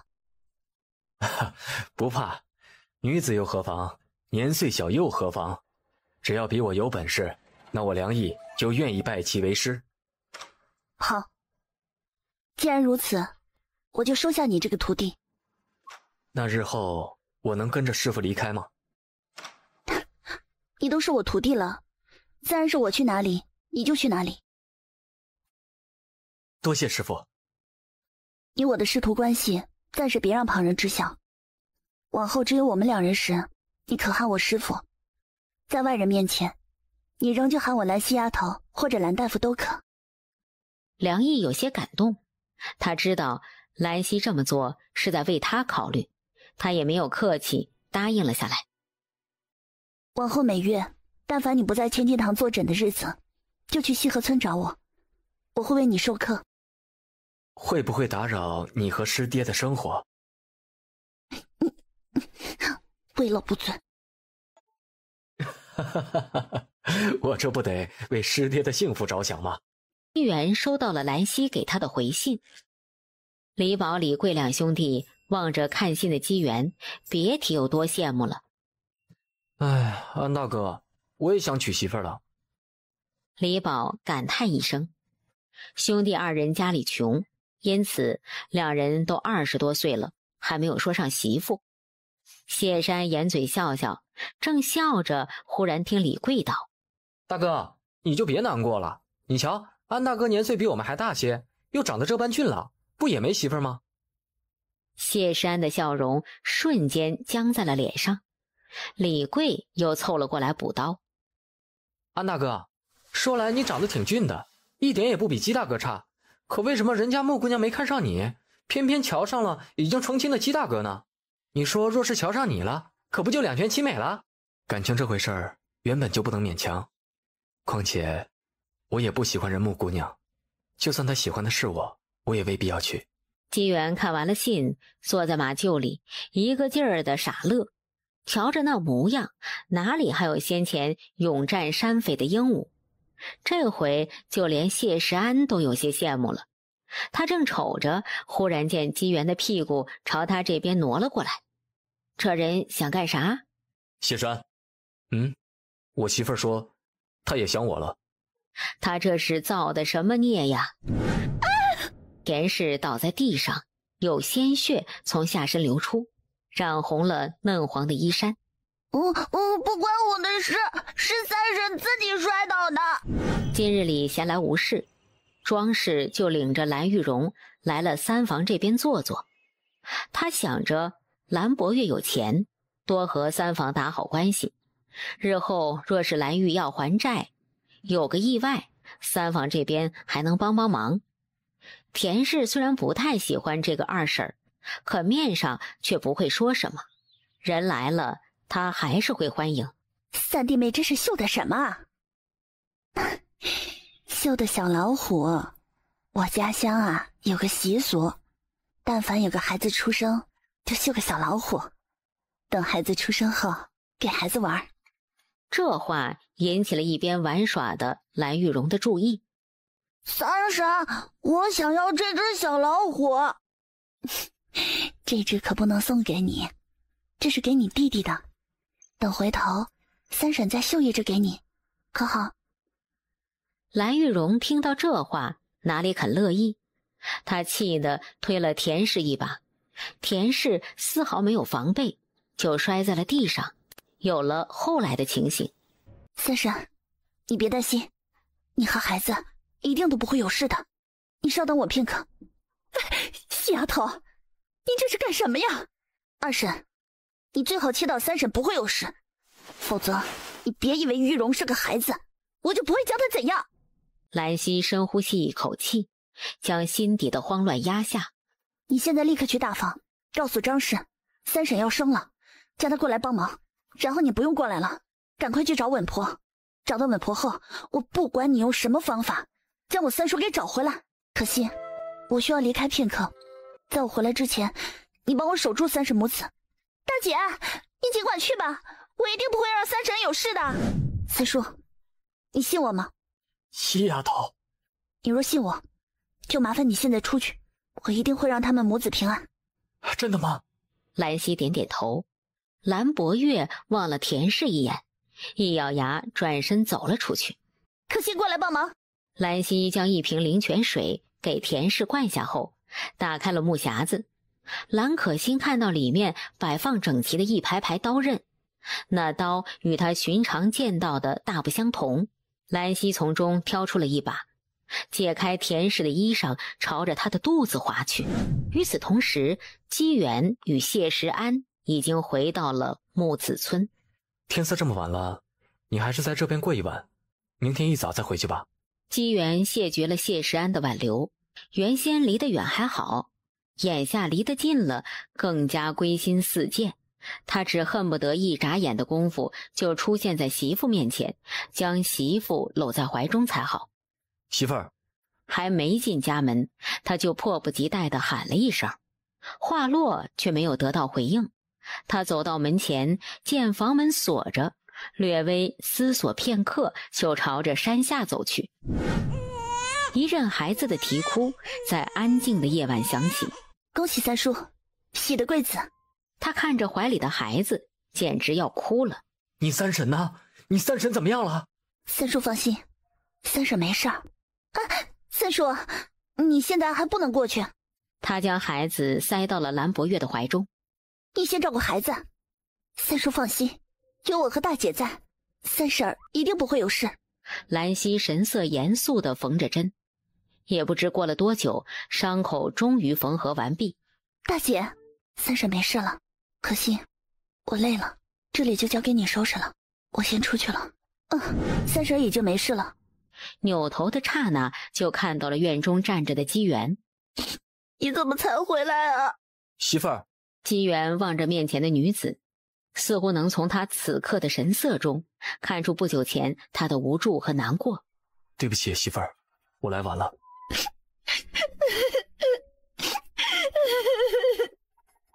兰溪窝在姬元的怀中，痛哭出声，手轻轻捶打着他的胸膛，无声地诉说着心中的恐惧，将他脆弱的一面在他面前完全释放。良久，兰溪才平复情绪，安静地窝在姬元的怀中。姬元也没有打扰他，就这么陪伴着他。姐夫。姬元点点头。兰可心注意到了兰溪泛红的眼角，隐约猜到了先前发生了什么。大姐，你没事吧？没事，只是有些累。兰可心松了一口气，这才问道：姐夫什么时候回来的？刚刚。姐夫回来了就好，多陪陪大姐。三叔。兰博月看出兰溪有话要说，立刻出去。庄氏也不傻，瞧见眼前的情形，立刻明白兰溪要秋后算账，抓起蓝玉荣就要跑，不过还是迟了一步。二婶，你这是要去哪里啊？细丫头，你看这三弟妹已经没事了，我们都跟着折腾一整天了，眼下也累了。哎呀，都想回去早点睡呀。想早点睡可以，先将事情解决了，我自然不会拦着二婶。事儿？什么事儿啊？这不是没什么事儿了吗？二婶跟我装糊涂，要不要我提醒二婶一下呀？庄氏紧张地吞了吞口水，天晓得这丫头会干出什么事情来。细丫头，就算三弟妹出事儿和玉荣有关，可玉荣也不是故意的。眼下三弟妹和孩子不都没事吗？我看这事情就这么算了吧。媳妇儿早产和玉荣有关。兰博月朝着这边走了过来。三弟，你听我说，玉荣她将蓝玉荣从庄氏怀中扯出。兰博月，你想干什么呢？玉荣可是你侄子，他还小，况且他也不是故意的。当时若不是三弟妹不把小老虎给他，玉荣怎么会推三弟妹啊？再说了，三弟妹这不是没事吗？可他和孩子差一点就离我而去了。三叔，对不起。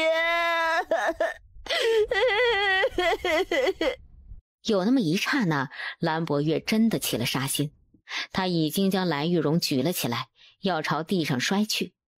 庄氏看到这情形，吓得脸色都白了，哭嚷着拽住兰博月的腿，一个劲儿的求饶。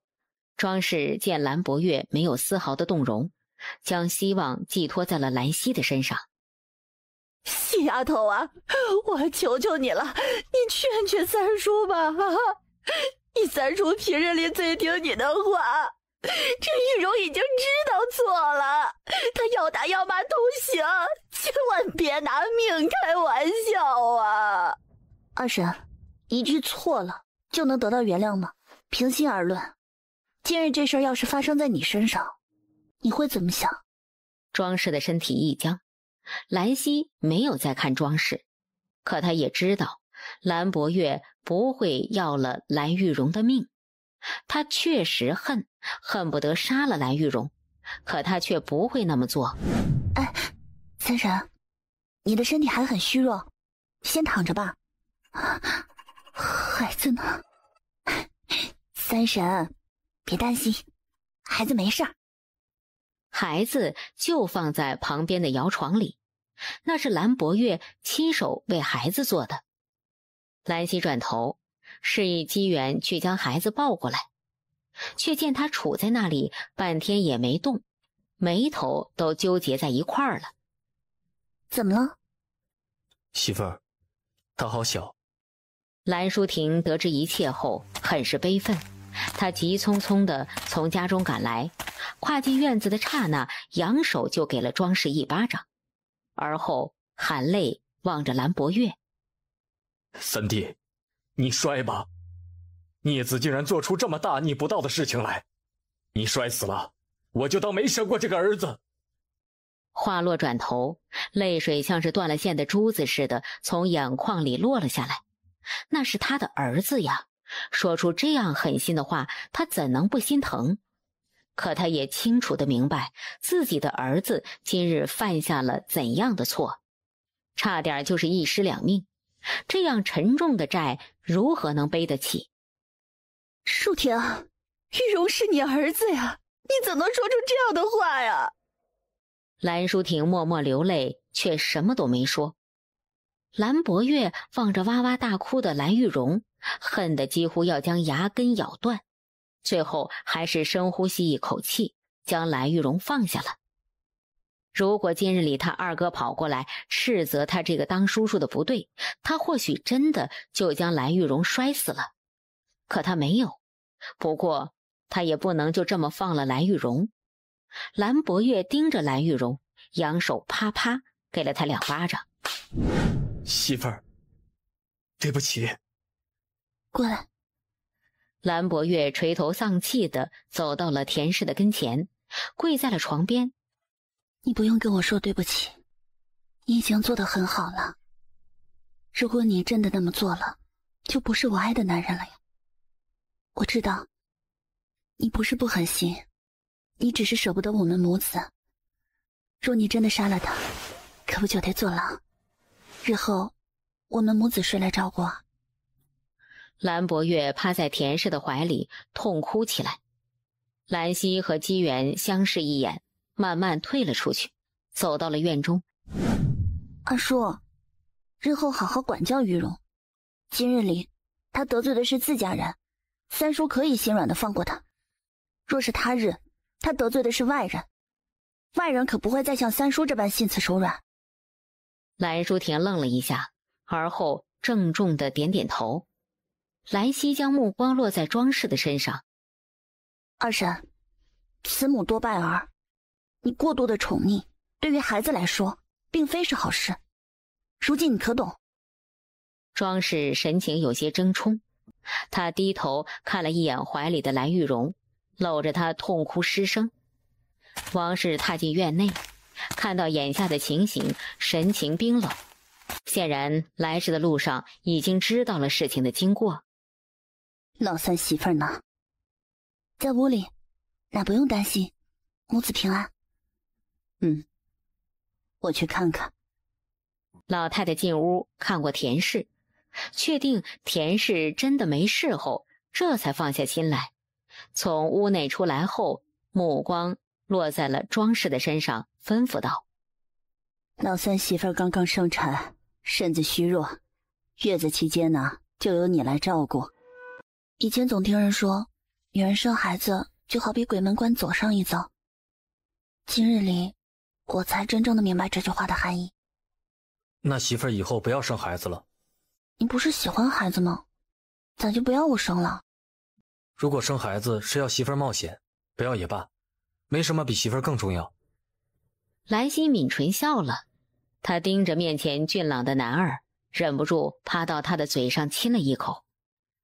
可我也想要孩子啊，要不你生吧？好。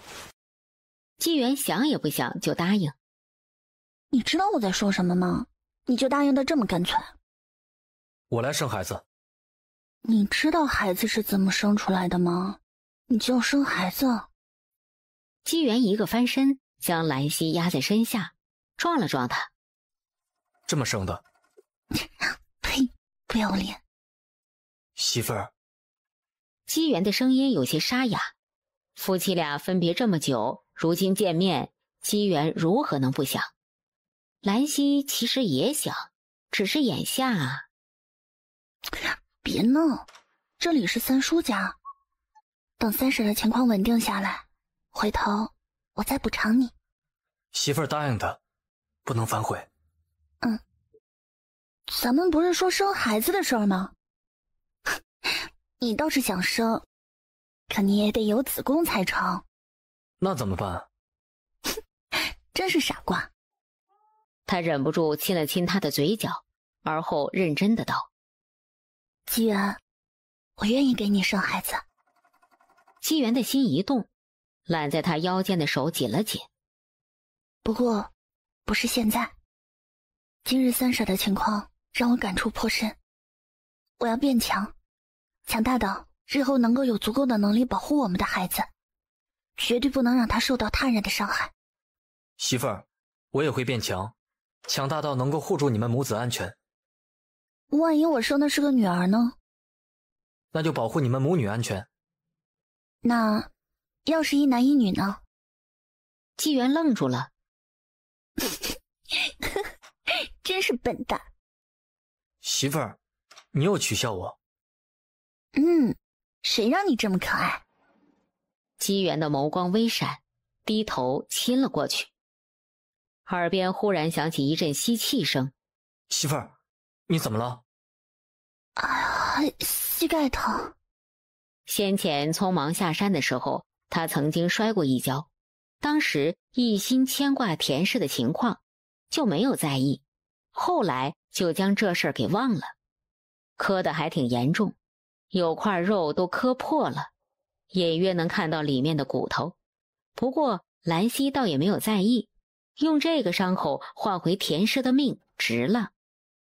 怎么伤的？别担心，这伤口虽然看着吓人，却并不怎么疼。见姬元不说话，他忍疼要去拍拍，却被姬元抓住了手，幽沉的目光落在他的身上，像是一汪深潭，看不见底。别打，我相信媳妇儿。媳妇儿，你醒了？姬元笑着问候。你怎么睡到这个时候还没起啊？姬元眨眨眼，不太明白媳妇是什么意思。兰溪懊恼，他俩都没起，旁人肯定知道两人昨晚没干好事儿。姬元愣了会儿，也反应了过来。你是我媳妇儿，随便别人咋想呗。兰溪气恼，在他的胸前挠了两下，却被他抓住了手。姬元望着他的目光变得灼热，声音都有些沙哑。媳妇儿。兰溪隐约意识到了什么，他顾不得其他，赶紧跳下床，三两下将衣服套在身上，转身走了出去。二婶做的早饭。怎么啦？没什么。三婶，我先给你诊诊脉。让他意外的是，田氏的身体恢复的比他意料中的还好。按理说，田氏元气亏损如此厉害，应该不会如此。难道是那瓶灵泉水？三婶的底子好，身体恢复的不错。三婶眼下需要补充营养，光吃这些不够。你们先等等啊，我重新去给三婶弄些早饭过来。走到了锅屋，就见庄氏蹲在那里，美滋滋的吃着早饭，手里拿着2个鸡蛋，吃的竟然比田氏还要好。庄氏见兰溪过来了，当即就想将那鸡蛋藏起来。不用藏了，我也不是稀罕这鸡蛋，我是要伺候三弟妹的，若是不吃得饱点，哪里有力气啊？二婶，我并没有责怪你，只要你将三婶照顾好了，不光是我，三叔也不会介意你吃点东西。哎呀，你早说嘛！不过今日的早饭却不合格。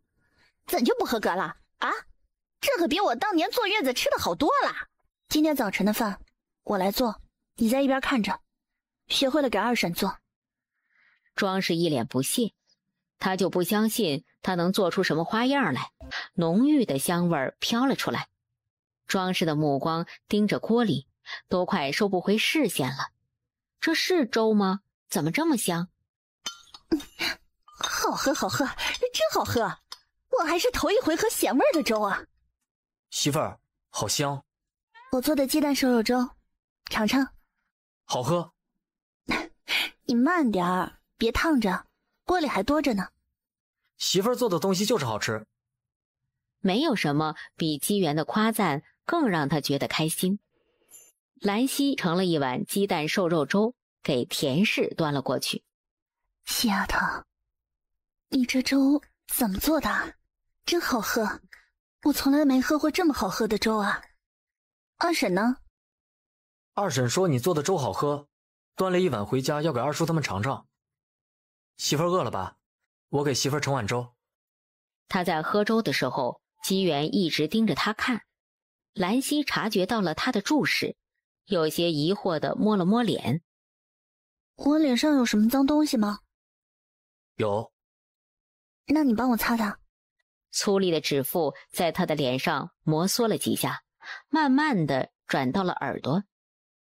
擦干净了吗？没有，媳妇儿等会儿。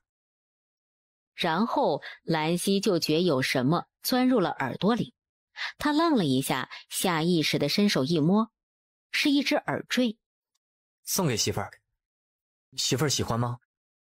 喜欢。我将另外一只给媳妇儿戴上。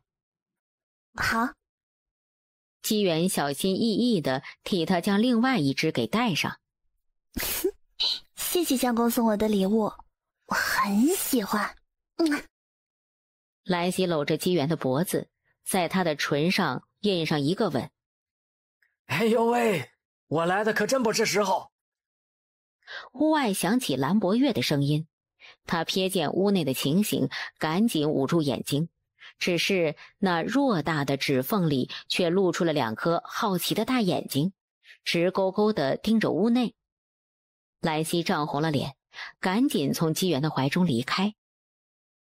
细丫头，你这耳坠瞧着可真好看，谁送的呀？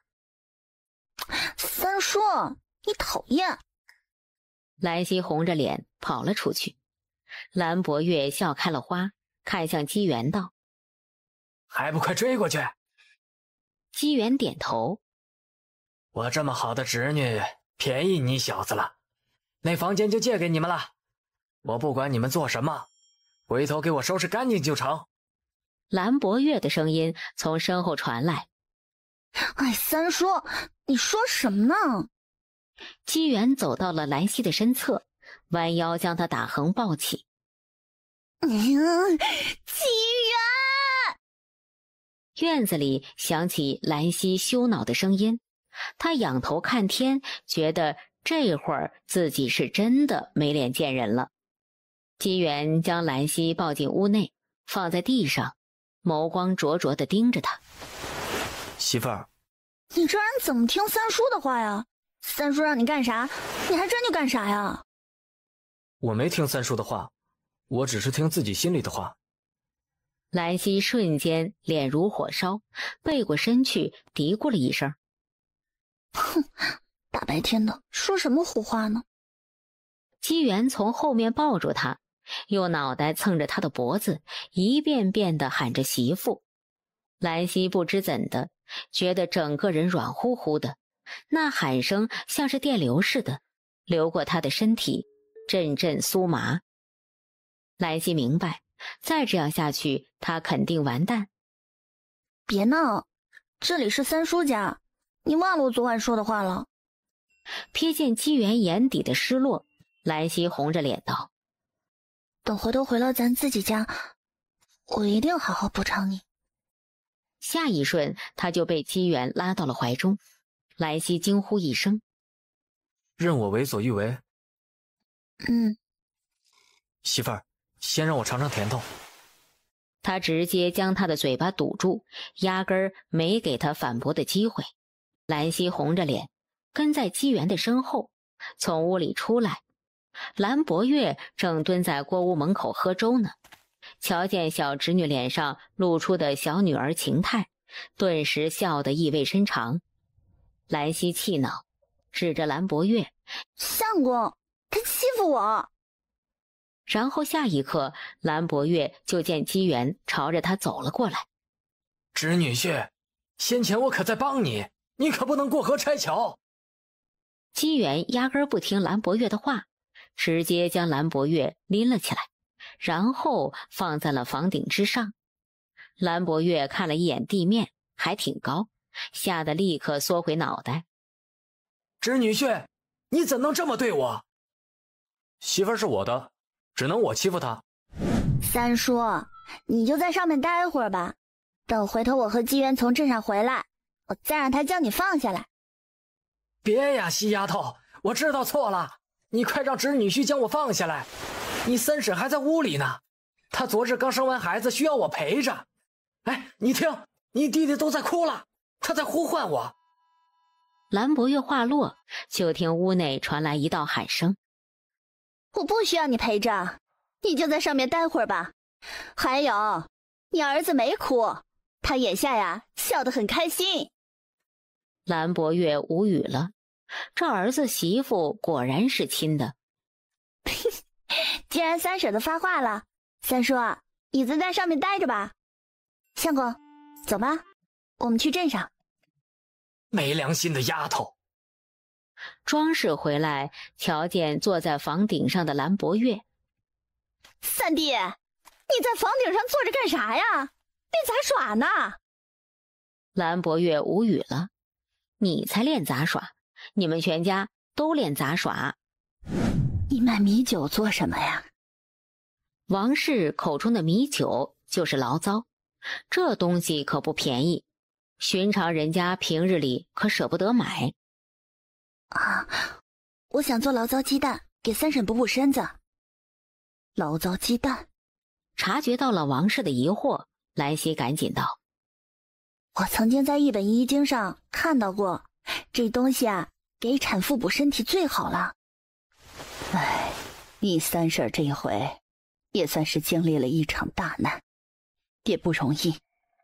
既然你有这本事，就好好照顾你三婶儿。”两人聊了一会儿，兰溪就准备离开。王氏想了想：“我跟你一起过去看看，你等我一下。”须臾后，一阵浓郁的香味传出。正逗弄着小孙子的老太太闻到这阵香味儿，愣了一下。田氏自然也闻到了。“什么味道？好香啊！”“这是老三的声音。”老太太的目光在屋内扫了一圈，却没见到人。“老三，你没事跑到房顶上干啥？”兰溪回来的时候，兰博月就瞧见了，可关键是他旁边还跟着老太太。兰博月可不想将脸丢到自己娘那里去，于是只好忍着，并没有喊兰溪。“奶，三叔检查房顶呢。”“检查房顶？房子漏水了？”“可最近也没下雨啊。”“奶，尝尝我做的醪糟鸡蛋，味道如何？”接过尝了一口，然后点点头。“好喝。三叔说呀，三婶坐月子期间不能吹了风，他怕房子漏了，进风就不好了。”兰溪脸不红心不跳的道，说着还给兰博月递了一个脸色。兰博月扬了扬手里的拳头，在老太太看过来的瞬间，立刻趴在了房顶上，装出一副在检查房顶的样子。老太太知道兰溪在说瞎话，却没有揭穿。“这醪糟鸡蛋不错，我去给你三婶盛一碗端过去。”“三叔啊，奶说呀，这房顶得好好检查，你再认真检查一遍吧。”“臭丫头，你就是这么对我的吗？三叔这些年可真是白疼你了。”“喝了这碗，就将三叔放下来吧。”“醪糟鸡蛋呢？”锅里是空的，甚至都刷好了。“喝完了。”谁让三叔动作太慢，检查房顶都检查半天。蓝博月无语了，你这戏还演上了？是他要在上面待着的吗？蓝博月扯过姬元的衣袖，就开始抹泪。侄女婿啊，你凭良心说，我对你咋样？很好。是啊，我对你这么好，你怎么能联合西丫头欺负我呢？她是我媳妇儿，我还是你三叔呢。媳妇儿比你重要。那我呢？三叔，我不喜欢男人。蓝博月一哆嗦，瞬间收回了手。你不要乱说话，你三叔我也不是断袖，我心里只有你三婶。而后转头怒斥兰溪一句：西丫头，我以前算是白疼你了。然后怒气冲冲地离开。香哥，你可真逗。他要被姬元那句我不喜欢男人笑死了。这……他愣住了，田氏道：西丫头给你留的。蓝博月有些傻眼。你真当西丫头是个没良心的呀？她心里不晓得多惦记你这三叔呢。嘿嘿，那是，那丫头不疼我疼谁？想当初她才屁股蛋大点儿，我就带着她到处跑了。你真那么想啊？可我刚才怎么听到你骂西丫头是没良心的？是吗？我说过那话吗？你一定听错了。娘，你没听见吧？老太太摇摇头，拿蓝博月没办法。兰溪姐，你快回家看看吧，张婶子要将可心姐打死了。我管教自己的闺女儿，哪里有你们插手的份儿？若她单单只是你闺女儿，我管不了。可她还是我兰溪的妹妹，这事儿我就不能袖手旁观。你，可心，过来。娘，我学医没有错，我不但以前学，我以后还会学。将来我会和我爹一样，成为一个大夫，学会济世。你非要气死我吗？你知道你一个姑娘家行医会有多艰难吗？啊？难道你忘了你爹是怎么没的吗？我们甚至连他的尸骨都找不到啊！娘，我知道你不让我学医是为了我好，是心疼我。可人活一辈子，总要做点什么呀。以前我以为结婚生子就是我想要的生活，可后来我明白了，那并不是我想要的。你想清楚了？娘，我想清楚了。既然你都想好了，我还能说什么呀？不过我告诉你，这条路是你自己选的，将来你若是后悔，可别怪我没劝过你。大嫂干啥打可心？因为可心学医的事情。大嫂也真是的，可心学医也没什么不好，干啥要将人往死里打？你大嫂有她的考虑，她应当是怕了。都是做母亲的人，老太太也隐约能猜到张氏的心思，她叹息一声：时辰不早了，我就先回去了。他还阻拦可心学医吗？算是同意了吧。算他识相，不然三叔要怎样啊？再去找他干架？三叔，不是我说你，你个大男人羞不羞啊？西丫头，你说这话可就没良心了。我当初和大嫂打起来，还不是为了你？知道了，那我将刚才的话收回来。哼，这还差不多。那你去和我那后娘打去。兰溪！蓝博月怒吼一声，兰溪迅速躲在了姬元的身后。蓝博月看着处在身前的高大身影，气闷的不行，指着兰溪道：有本事你别躲在侄女婿身后，你给我出来！兰溪吐吐舌头，我相公护着我，天经地义，我为啥要出来？姬元连连点头。兰博月无语了。姬元，兔子不见了。你个小没良心的，我媳妇儿对你这么好，你怎就跑了呢？等回头我再抓一只来，取代媳妇儿对你的宠爱。真是幼稚。媳妇儿，别难过了，这只兔子不识趣，等回头我再抓一只过来。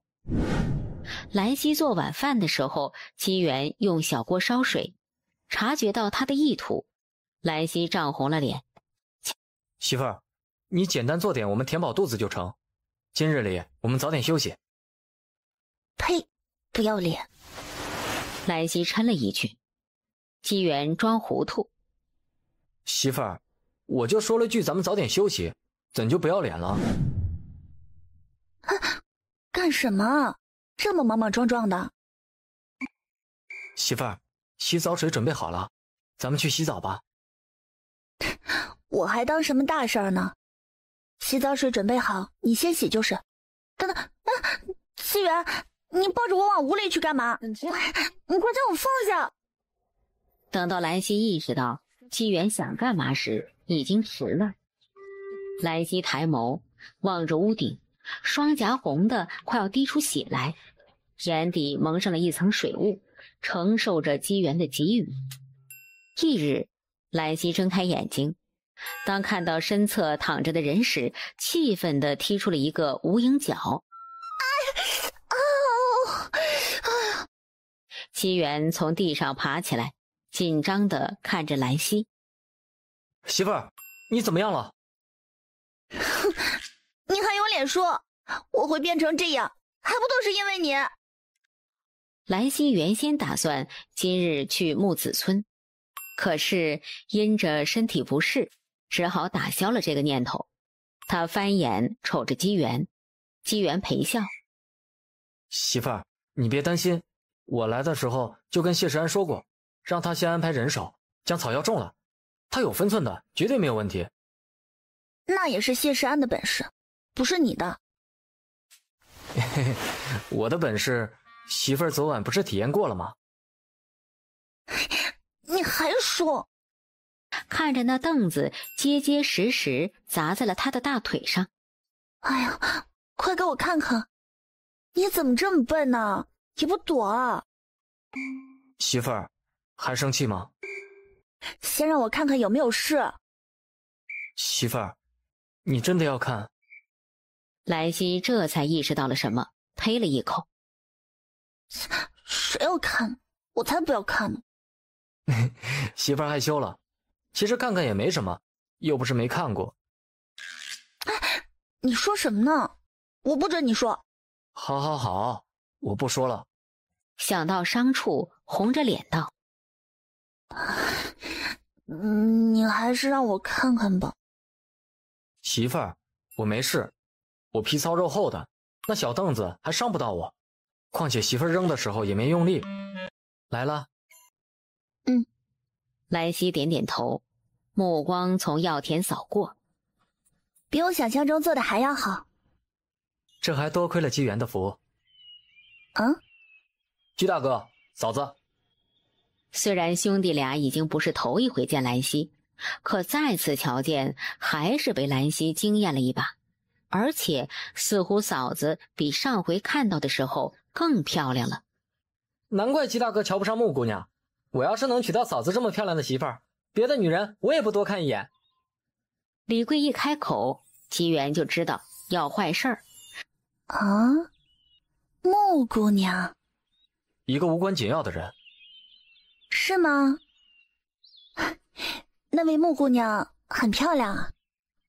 李贵笑呵呵的，刚要回答，忽然被人踩了一脚。姬大哥，你踩我干什么？不小心。李贵，你不是想多赚点钱娶媳妇儿吗？还不快去！安大哥说的是，我们得赚钱，我们就是过来和嫂子打个招呼。嫂子，我们去种草药了。我建议在药田四周砌上木桩，防止山上的野兽下山祸害药田。灌木桩恐怕阻挡不了。我可以做一些陷阱。媳妇儿，我脸上有什么脏东西吗？没有脏东西，我就是觉得你很棒，忍不住想盯着你看。姬元的耳根红了，瞅了谢时安一眼，那意思仿佛在说，媳妇还有外人在呢。没事啊，让他多看看，早些了解一些夫妻相处之道。我还是先出去吧。我开玩笑呢，咱们继续聊。哎，相公，动物怕水吗？大部分动物怕。既然如此，咱们就往这坑里啊多注入一些水。一来，这些水可以用来灌溉药田；二来，我们还可以在里面养一些鱼虾。这主意不错，一坑三用，极好。三婶，你这是怎么了？三叔进来惹你生气了？和你三叔无关。我没奶水，阿瑶都吃了几日面糊糊了，眼瞧着那胖嘟嘟的小脸瘪了下去，我这当娘的怎能睡得好啊？三婶啊，你别担心啊，我来想办法。你们若是来买鱼苗的，就回去吧，这鱼苗卖不了。爷爷，是出了什么事儿吗？刘全将目光落在旁边的鱼骸谷。瞧见没？食人鱼干的。眼下呀，没人敢去捕鱼。爹，老二抓了一条食人鱼，您看怎么办吧？走，去看看。兰溪望着地上躺着的细细长长、全身黑不溜秋的东西，惊讶的道：“这就是你们口中的食人鱼？”哎，我怎么没想到呢？媳妇儿，不能打自己。我没有打自己。相公，你看到这些东西了吗？哎，三婶的事儿啊，有法子了。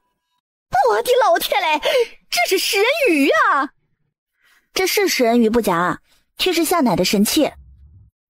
哟，你开什么玩笑啊？这可是食人鱼，咋能吃啊？吃了可是要人命的。既然二婶觉得不能吃，那稍后我做出来，您别吃便是。若是能吃，我当然要吃。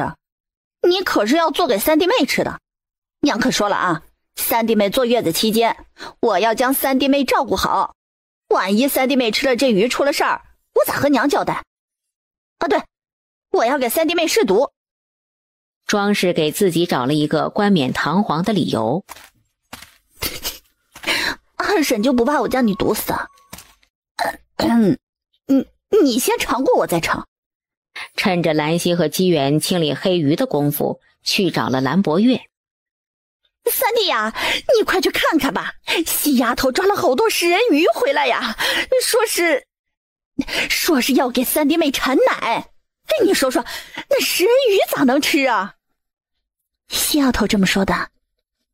可不是。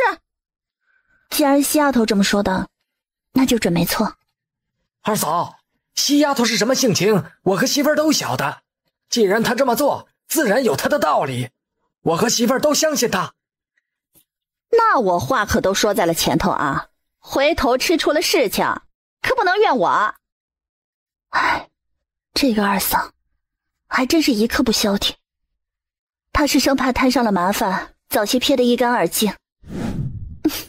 好喝，西丫头啊，没有想到这食人鱼烧汤竟然这么好喝。这肉质也好，虽然这鱼浑身漆黑，可这肉却很白嫩呢。哎呀，没想到这黑鱼肉这么好吃啊！师傅在上，受徒儿一拜。兰可心直起身体时，就见姬元端了一杯水递到了他的手中。拜师茶。噗。相公，这水怎么是冷的？姬元笑笑。姓姬的，你等着，看我怎么收拾你。姬元听到这话，赶紧就跑。你暂且去屋内看看书，等稍后我收拾了你姐夫，再来教导你。大姐，你是不是对姐夫下手太狠了？别被你姐夫骗了，他就是在无病呻吟。姐夫不是那样的人。兰溪一扬眉，二话不说，扯过兰可心，朝着里间走去。虽然屋内人的动作很快，不过掀开帘幔的刹那，兰可心还是瞧见姬元迅速地从床上弹起。媳妇儿，有什么事儿吗？兰溪没理会姬元，瞥向兰可心。瞧见了吗？哟，这不是姬元吗？好些日子没见了。姬元淡淡瞥了赵氏一眼，并未理会。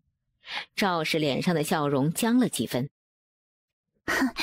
兰大夫，你男人还是这么冷冰冰的。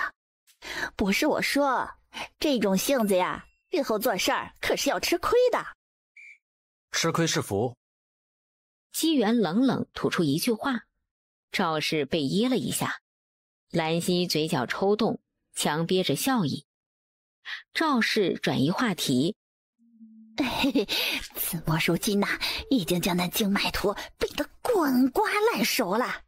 兰大夫，你打算啥时候教子墨针灸啊？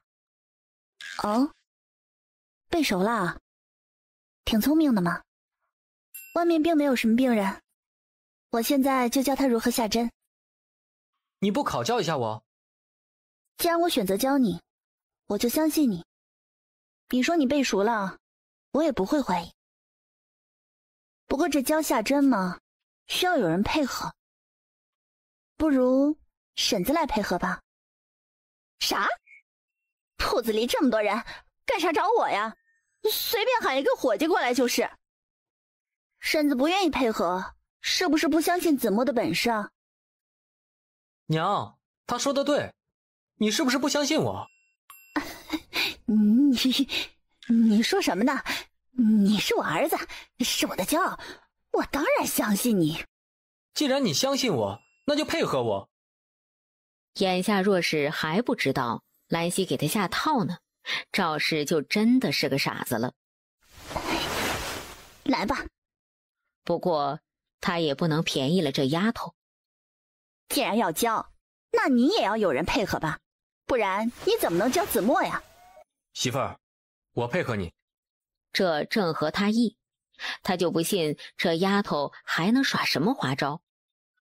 相公，回头若是有不适，尽管跟我说。媳妇儿，我相信你。娘，你别抖啊！可不光是他抖，夏子墨也抖。他一抖，赵氏可不就跟着害怕了？你不是要学针灸吗？还在犹豫什么？下针！夏子墨的手一哆嗦，一闭眼就朝着赵氏刺了过去。这迅猛的刺法差点没将赵氏吓傻了，身体向后一倾，整个人摔了过去。你抓住我干什么？我不抓住你，难道你想弑母吗？赵氏想到先前的凶险之后，他竟然被吓尿了。哎呀，怎么这么骚啊！瞬间，所有人的目光都朝着赵氏看了过去。看什么看呢？有什么好看的？你心性如此不稳，如何能学针灸术？回家吧，什么时候将自己的心性锻炼得坚韧，什么时候再过来。什么锻炼心性？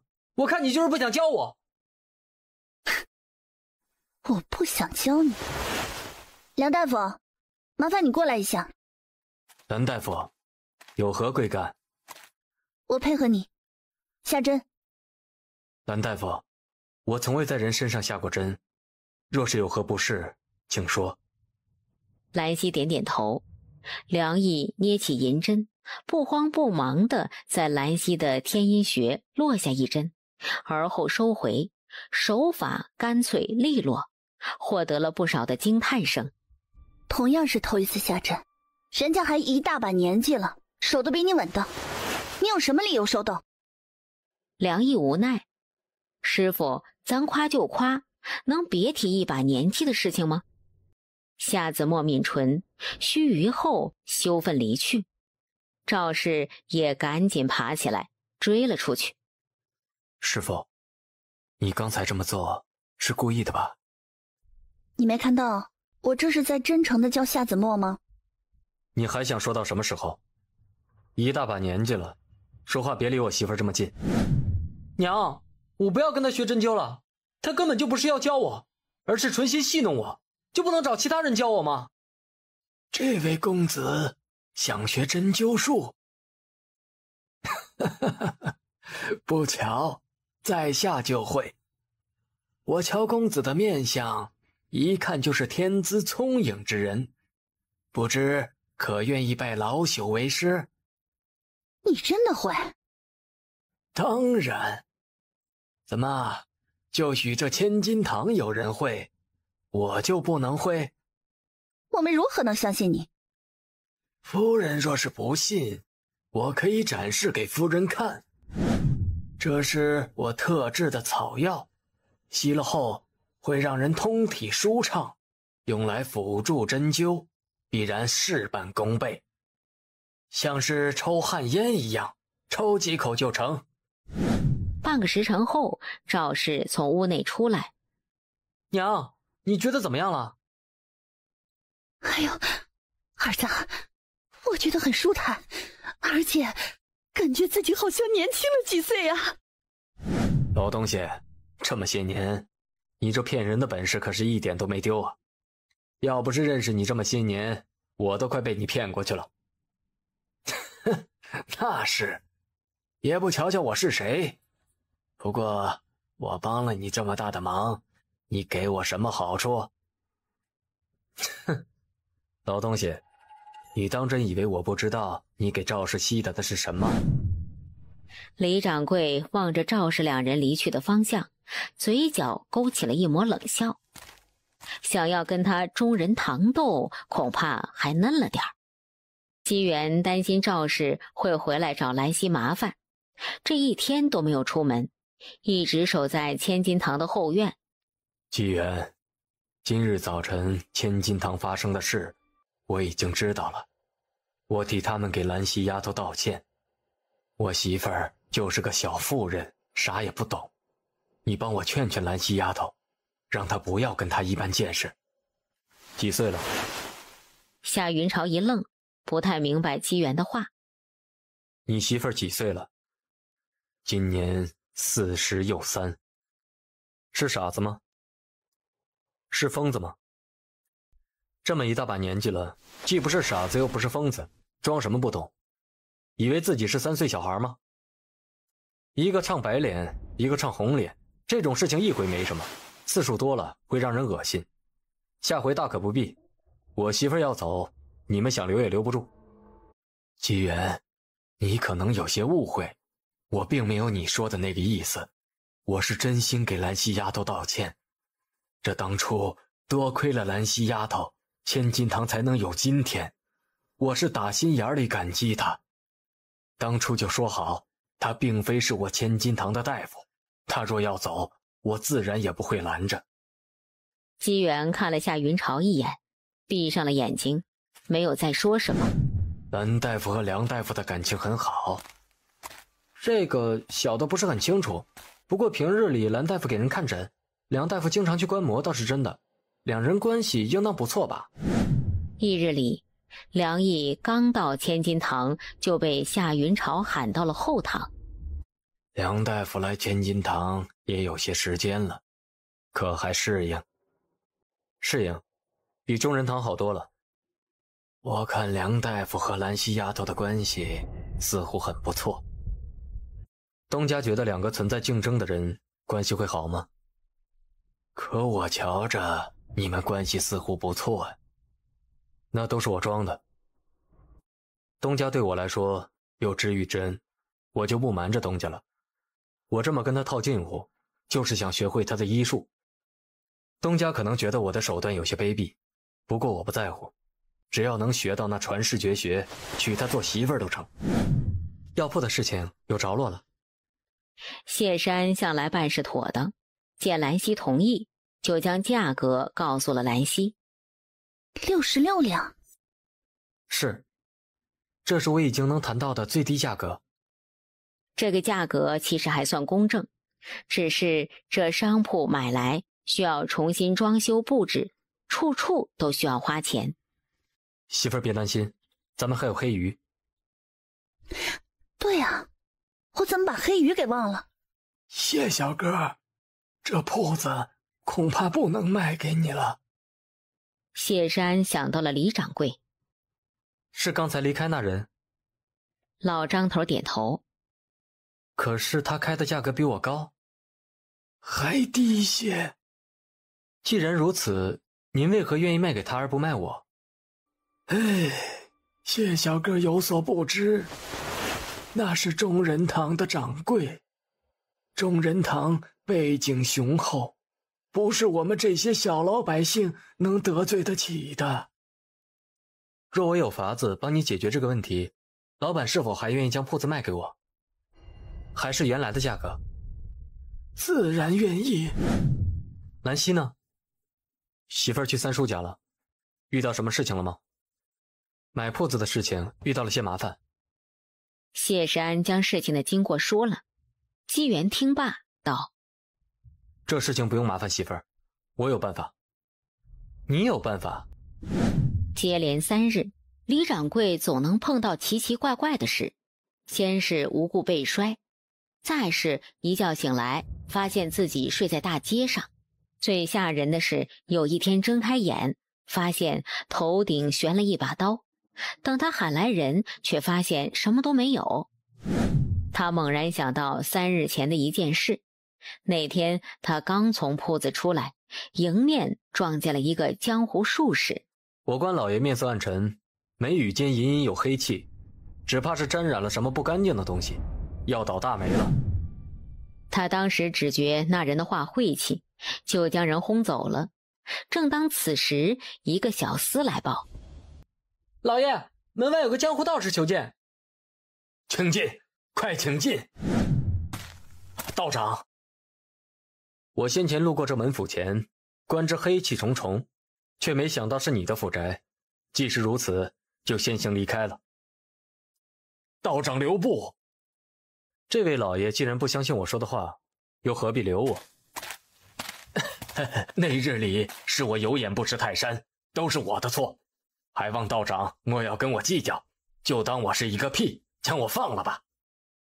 老爷说话怎如此粗鲁，难怪会招惹如此污秽之物。道长说的是，我就是一个粗鄙之人，还望道长替我指点迷津。老道长不说话。李掌柜给自己的夫人递了一个眼色，只见那夫人离开后没多久就回来了，手里拿着10两银子。李掌柜将银子恭敬地递到老道长的面前：请收下。我乃番外之人，怎能贪图这等俗物？这是我的一点心意，请道长喝喝茶。既是如此，我就勉为其难收下了。如此，我帮你看看这宅院。我在你家中走了一圈，并未发现有何不妥，看来这问题出现在外面。这话引人误会。你又在外面养狐狸精了啊？夫人，你冷静一点，我没有。夫人莫要着急，令夫并未养人，这问题出现在死物身上。啥意思？老爷回想一下，你是从哪天开始霉运连连，而那天你又做了什么，接触了什么？最近并没有做过什么，要是有的话，只有药铺要扩大，我替东家买了一处商铺。问题应当出现在那商铺上，可那商铺又不是我的呀。和谁的无关，关键是谁接触的。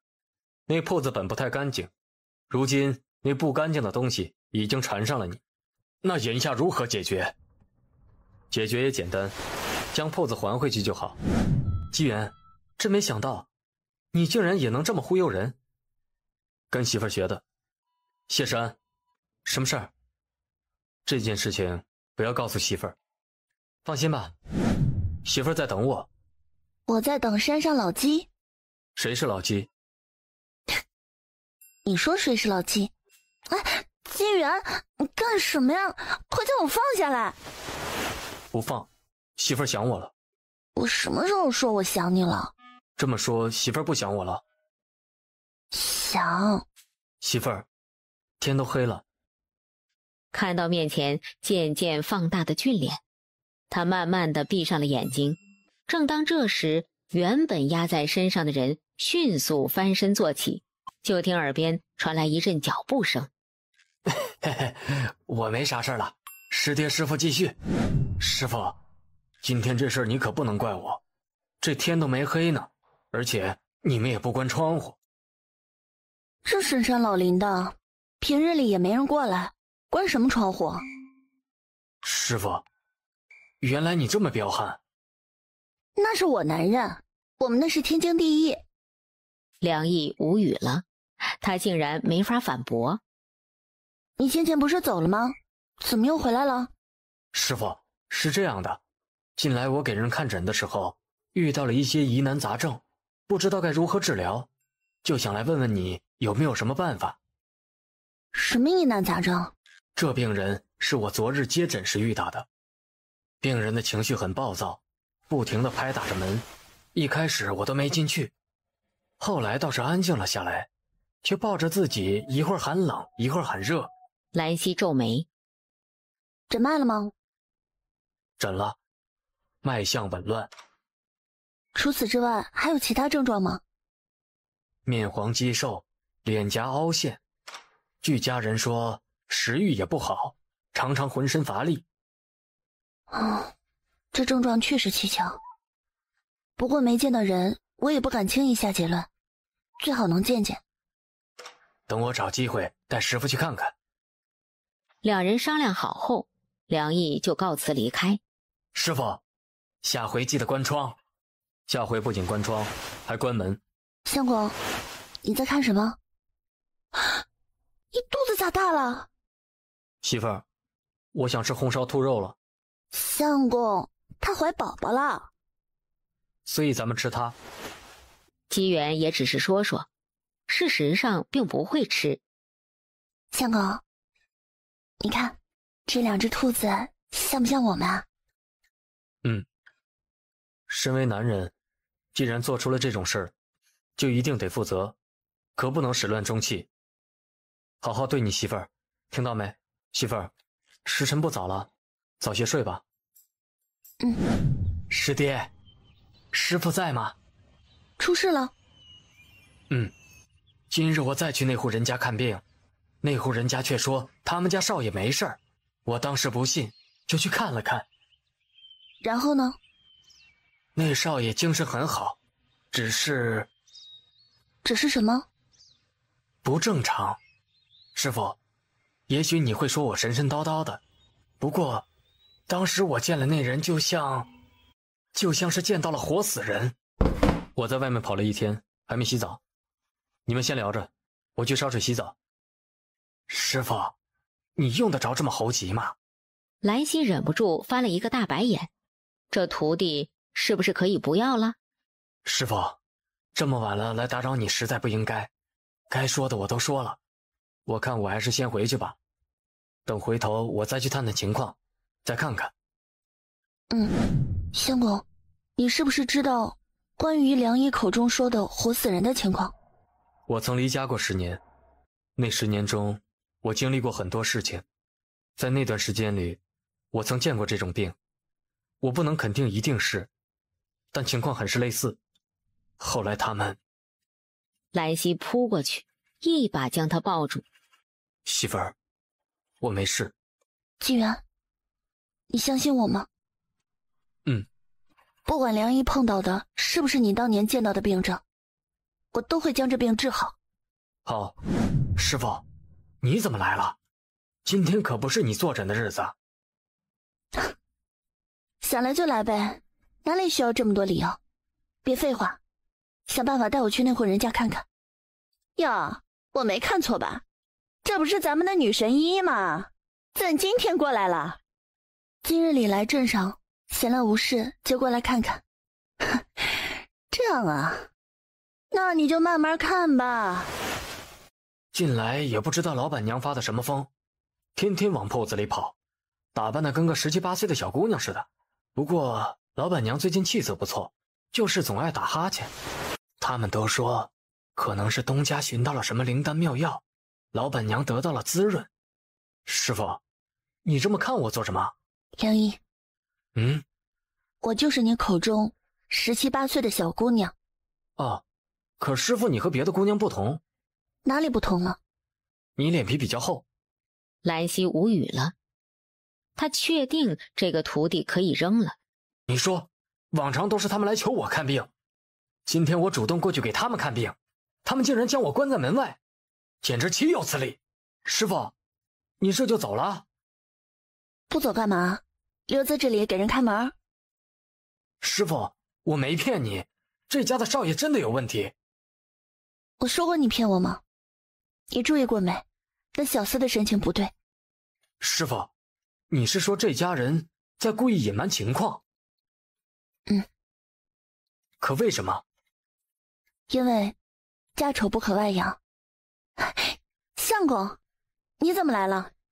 我要进去看看。领着两人来到了人烟稀少的后墙，揽着兰溪就越过了墙头。梁毅有些傻眼。那我怎么办？然后下一刻，他就见机缘出现在了他的面前，将他直接扔了过去。哎呦，哎呀，这是什么地方？两双眼睛落在他身上。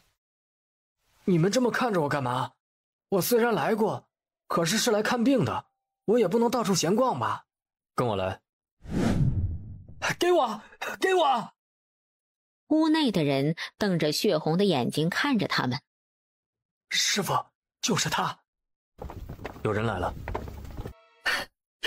儿啊！娘，要，我要！快去将少爷的药取来啊！原来是请了别的大夫，难怪不让我看。兰溪却盯着那丫鬟拿来的东西，皱起了眉头。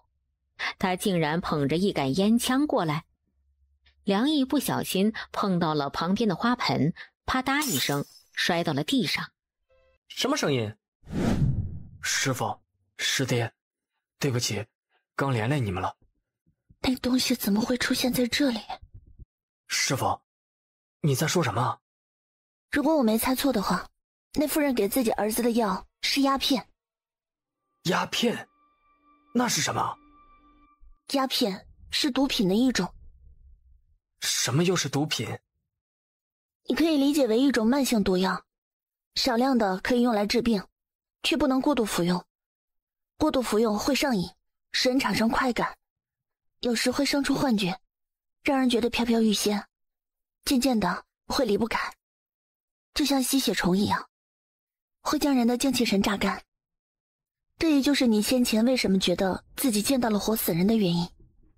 你见之前，他应当是刚吸食过，所以除了面黄肌瘦，看不出什么异样。而毒瘾上来，就和我们先前看到的一样。那有的治吗？能不能治好，要看病人的毅力。什么意思？想要戒掉，只能断了鸦片供应。只是毒瘾上来，那人会觉如万虫噬咬，生不如死。若是毒瘾不大，还好戒掉；若是吸食太久，毒瘾太大。如此说来，这东西太可怕了，也不知道这东西是从哪里来的。这东西你应当见过。啊？罂粟，鸦片是从罂粟中提炼出来的。什么？师傅，你说这东西会不会已经在百姓间流传？兰溪没有说话，他忽然想到了赵氏，总觉得赵氏的表现很像是吸食鸦片前妻。这件事情暂时不要声张，我需要再去一次，确定到底是不是鸦片。梁毅，你先回去吧。今日你坐诊总是不在也不好，剩下的事情就交给我和相公解决就好。是你们说我家老爷在外面有人呢？先前兰溪和梁毅打着来给孙少爷看病的名头被拒之门外，眼下为了进来，兰溪只好用了点非常手段。那人是谁？住在何处？夫人莫要激动，先前的话是我胡说的，我并不知道孙老爷是否有外室。哪里来的丫头，竟然跑到我孙府撒野！来人！夫人，我们是为了孙少爷而来。我儿怎么了？我不知道你在说什么。夫人可要想清楚了，你的一言一行可都关乎孙少爷的死活。你在咒我儿。恰恰相反，我想救孙少爷。我媳妇是大夫。不过就是一个小姑娘，还大夫。夫人今年差不多40岁了吧？这和你有什么关系？孙老爷的家业不小吧？如果我记得不错的话，夫人可就这么一个儿子。若是他出事，夫人还能生出第二个吗？夫人不行，不代表别人不行。所以我先前说的话，将来未必不会发生。你真的能治好我儿？具体的得看过了才能知晓，不过至少有5成把握。不过我可以确定，若是继续这样下去，孙少爷必死无疑。好，我带你们过去。麻烦夫人将这门打开。不可，我儿眼下虽然平静了下来，可若是疯起来六亲不认，若是他跑出去，老爷会砍了我的。而且他疯疯癫癫的出了事儿，可怎么办呢？我必须确定孙少爷的情况，才能对症下药。至于夫人的担心，我也明白。不过请放心，他不会有事。你在做什么？我不管你们是什么人，现在立刻从我家中离开。老爷呀，他们没有恶意呀，他们是来给儿子看诊的。我儿没病，要看什么诊？我先前说的话，你没听明白吗？孙老爷莫要发火，我们现在就离开。相公，今晚我们再去看看。好。当晚，孙夫人站在院门口，焦急地等着下人的回报，却见两人落在了院门前。你们……她有些吃惊地看着两人。今日里，兰溪扶起她的时候，在她掌心写了几个字，因此她知道两人会来。我们尽量少惊动府里的人，对夫人来说才更安全。所以他们是翻墙进来的。多谢，老爷已经睡下了，你们跟我来。大夫，我儿究竟得的什么病啊？夫人能将您先前给孙少爷吃的药给我看看吗？兰溪见到那东西的刹那，眸光一闪，果然和他想的一样，是鸦片。夫人，这东西你们从哪里得来的？我儿的病症是否和这东西有关？兰溪点点头。我就知道，这东西是我儿弄来的，具体从哪里弄的我也不知道。不过自从他抽了这个东西后，渐渐萎靡不振。老爷见他这么颓废，越发觉得他没有出息，就命人将这东西给收了起来，不准他抽。可谁知他竟然离不开这东西了。我儿以前不是这样的，虽说不多聪明，却也上进。可如今究竟怎么会变成这个样子呀？孙夫人手里的这些，我见不得他受苦，从老爷那里偷来的。大夫呀，我求求你，你救救我儿吧，我不能失去他呀。夫人，您别着急，我一定会想办法救好令公子。不过这非一朝一夕的事儿，以后这东西啊，尽量少供给令公子。稍后我会写一张方子，严格按照上面的执行。以后每天晚上我会过来一趟，观察一下他的情况。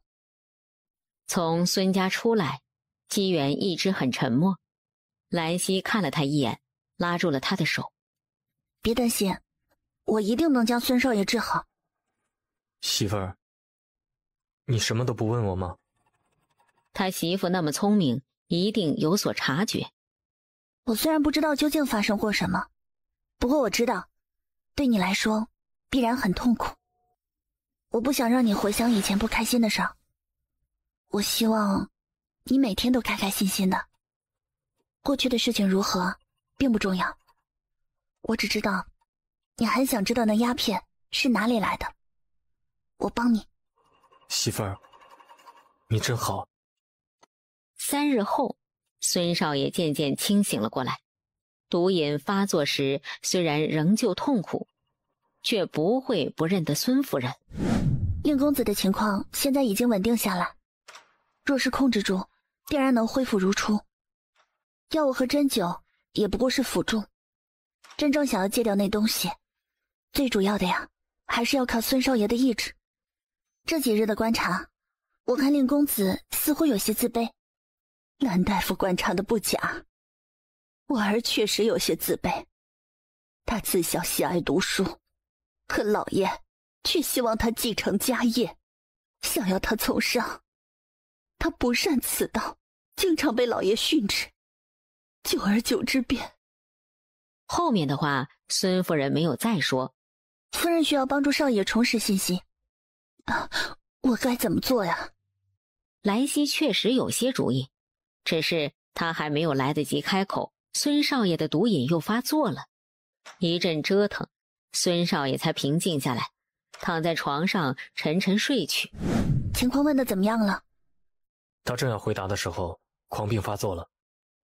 别着急，这次不行，还有下次，总能问出来。媳妇儿。啊？男儿俊逸的面庞在眼前放大，兰溪悄悄红了脸。乌云飘了过来，挡住了月亮的眼睛。西丫头呢？媳妇儿昨晚累了，眼下还在睡着。是他三叔。想到姬元竟然跟他三叔说这个，兰溪禁不住红了脸，将脑袋往被子里面埋了埋。媳妇儿，三叔来了。我知道了。快起来。不要。他现在出去，只怕要被他三叔取笑死。那我就这样将媳妇儿抱出去。兰溪赶紧从被子里钻出脑袋，瞪了他一眼，嘴巴就被人亲了一口。这个坏蛋就知道占他便宜。两人在屋里磨蹭了会儿，才从屋里出来。兰溪原先还有些害羞，只是眼下见他三叔气呼呼的模样，脸皮忽然就厚了。相公，你好像忘做了一件事。嘴唇擦过脸颊，直接亲在了嘴巴上。媳妇儿早安。三叔一大早过来，有什么事吗？蓝博月盯着两人亲密无间的模样，心里都快要酸死了。笑没良心的！阿瑶的满月宴快到了，你三婶娘家那边也会来人，到时候想让你们帮忙招待一下。好。眼下事情说完了，他也不想留在山上吃狗粮，狠狠撂下一句：没羞没臊的丫头。就下山去了。没羞没臊的丫头。是啊，我就是没羞没臊的丫头。怎么了？媳妇儿。下一瞬，某人从他的怀中溜走，滑得跟泥鳅似的，他抓都没有抓住。姬元低头看了一眼某处，咯咯的笑声从一旁传来。姬元一个箭步跨了过去，将人捞进了怀里，正要收拾他，裤腿被什么东西咬住。姬元低头，就看到了那只被他家兔子拐来的野兔子。他怎么这么着急啊？难道相公，小兔子好像要生了？你快去给他接生啊！媳妇儿，我不会。你不是猎户吗？你怎会不会啊？两人只好硬着头皮上。媳妇儿，快醒醒，要生了，要生了！忙碌到大半夜，两人接生了2只小兔子。相公，你看它们多可爱啊！相公，等回头药铺的事情办好，我们也要个孩子吧。好，那东西是堂弟给我的，说是吸了后能让人忘记所有的烦恼，他自己也吸。至于他从哪里得来的，我并不知晓。不过我堂弟数天前失踪了。2天后，孙少爷托人给姬元带来消息，他堂弟找到了，不过是一具尸体，瘦的只剩下皮包骨头。好些日子不见，怎瘦了这么多？是瘦了，不过也结实了。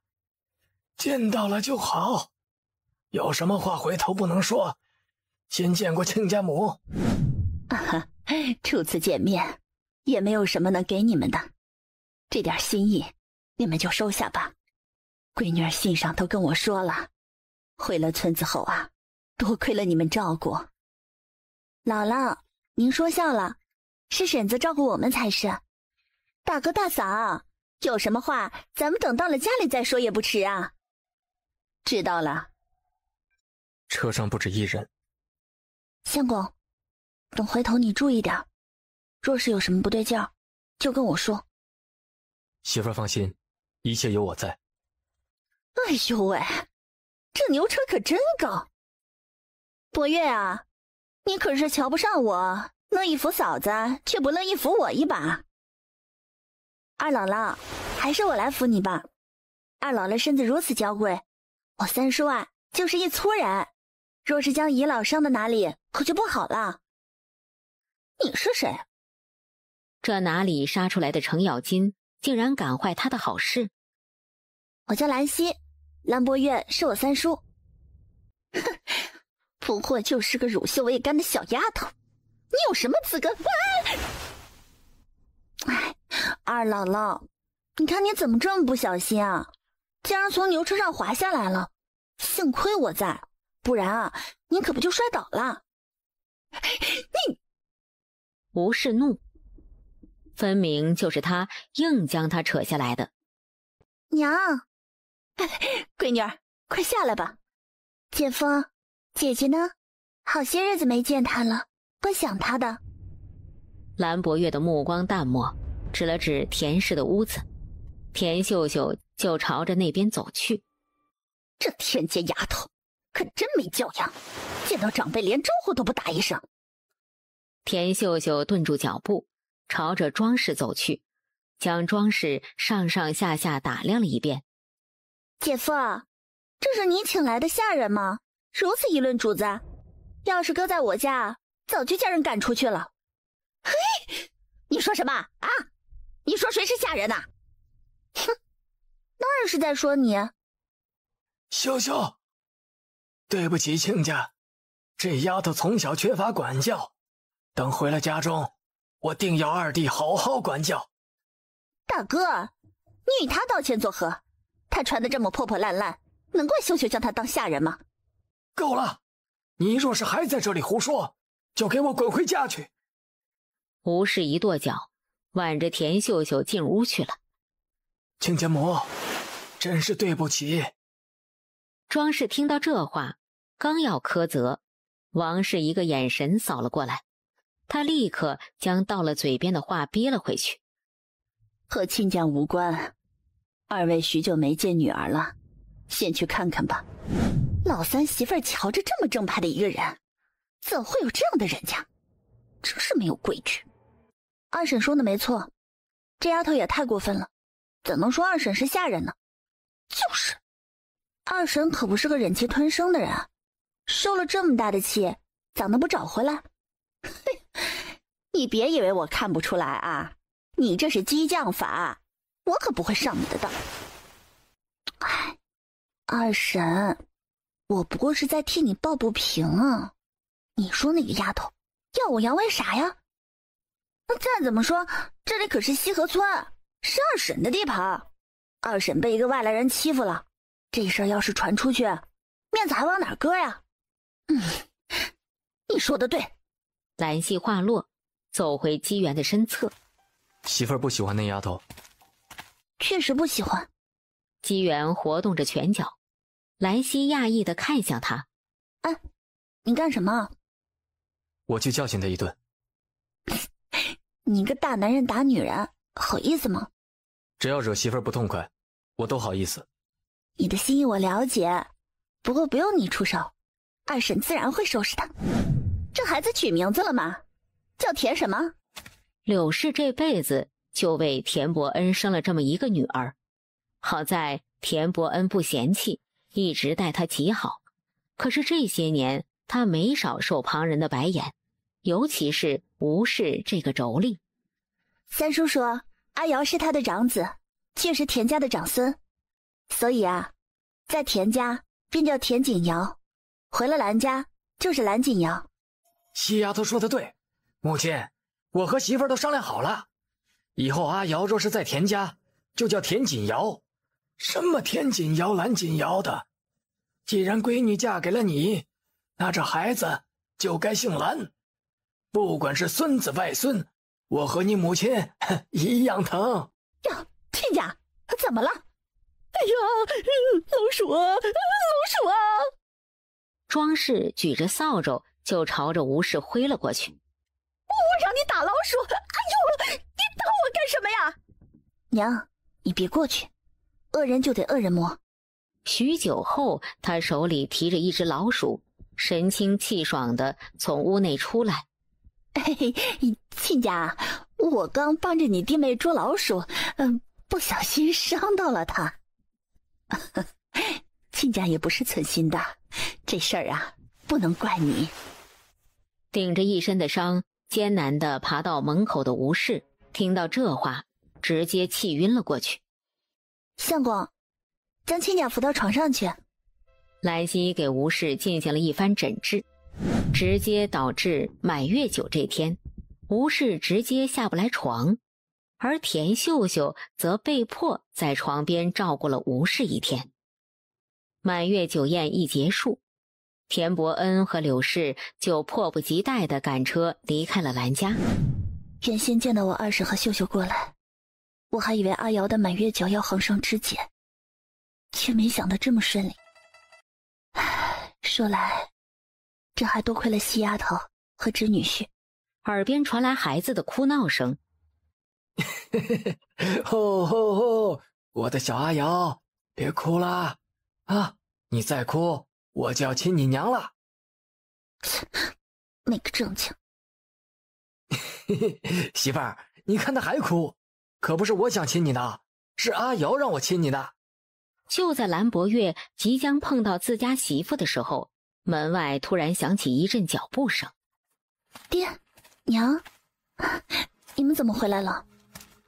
哎，你二婶和堂妹啊，半路下了牛车，不知跑去哪里了。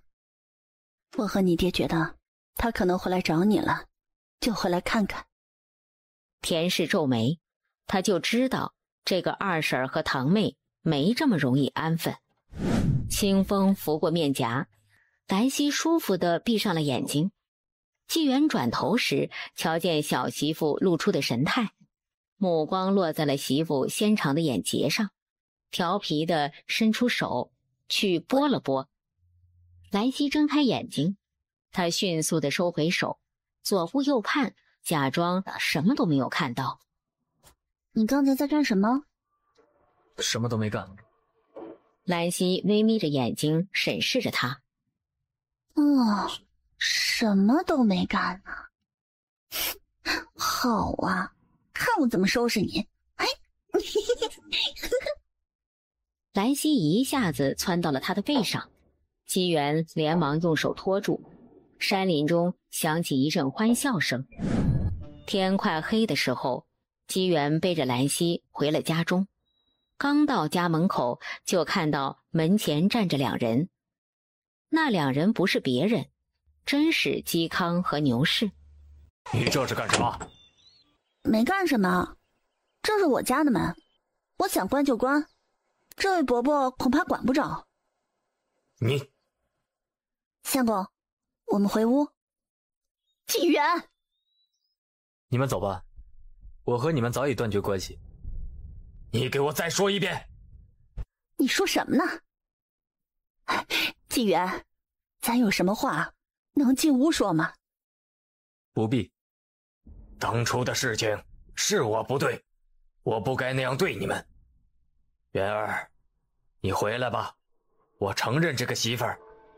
不必，媳妇儿不需要得到你的承认。哎呦，元儿啊，瞧瞧你说的这是什么话呀？再怎么说，这也是你爹，你们的血缘关系是脱离不掉的。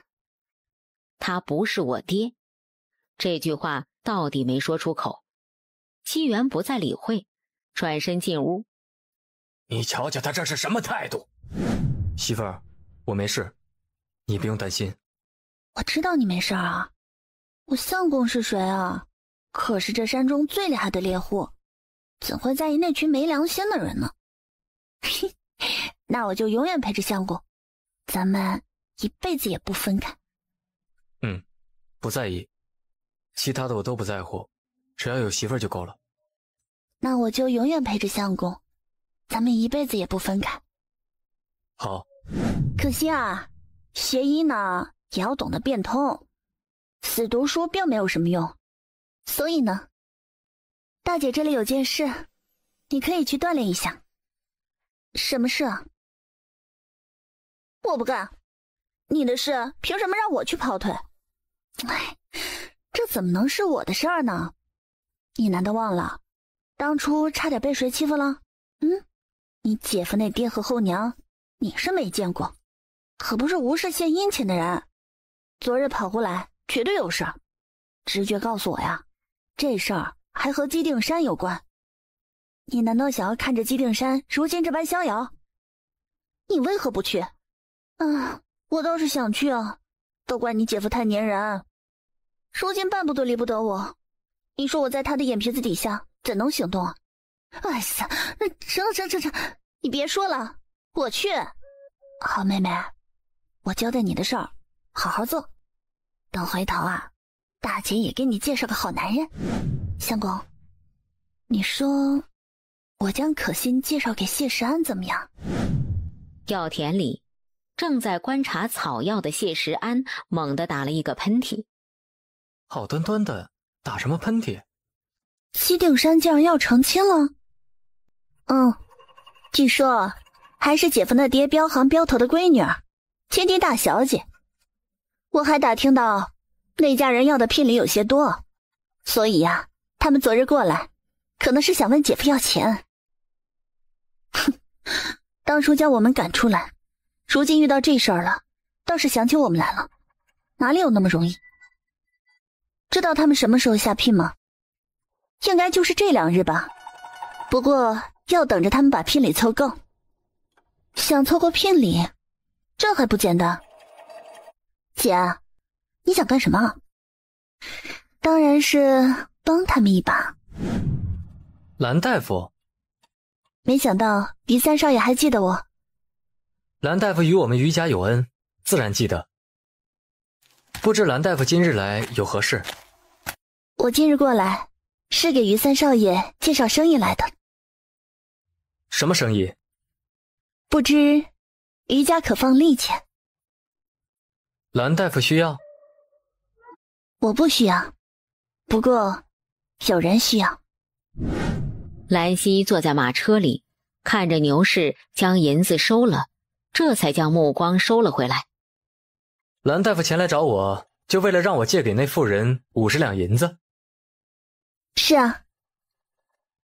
那妇人和你什么关系？我男人的后娘。他将借据递给了兰溪。干什么？这人情我卖给蓝大夫了。不用，还是你收着吧，到期了就去要钱，若是要不到，吩咐你的人下狠手就成。果然是最毒妇人心。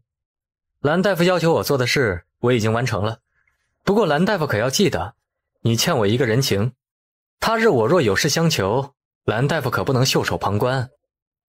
你可是余家三少爷，能有什么事儿求我？那可不一定，说不定哪一日我就落魄了呢。好。当晚趁着姬元睡着后，去了一趟姬家。转日里，姬家去下聘，却闹出了一场大笑话。他当着众人的面轻薄了未来岳母。兰溪从姬家离开时，就看到了站在不远处的姬元。相公，对不起啊。为何要和我说对不起？我不该背对着你去找姬家的麻烦。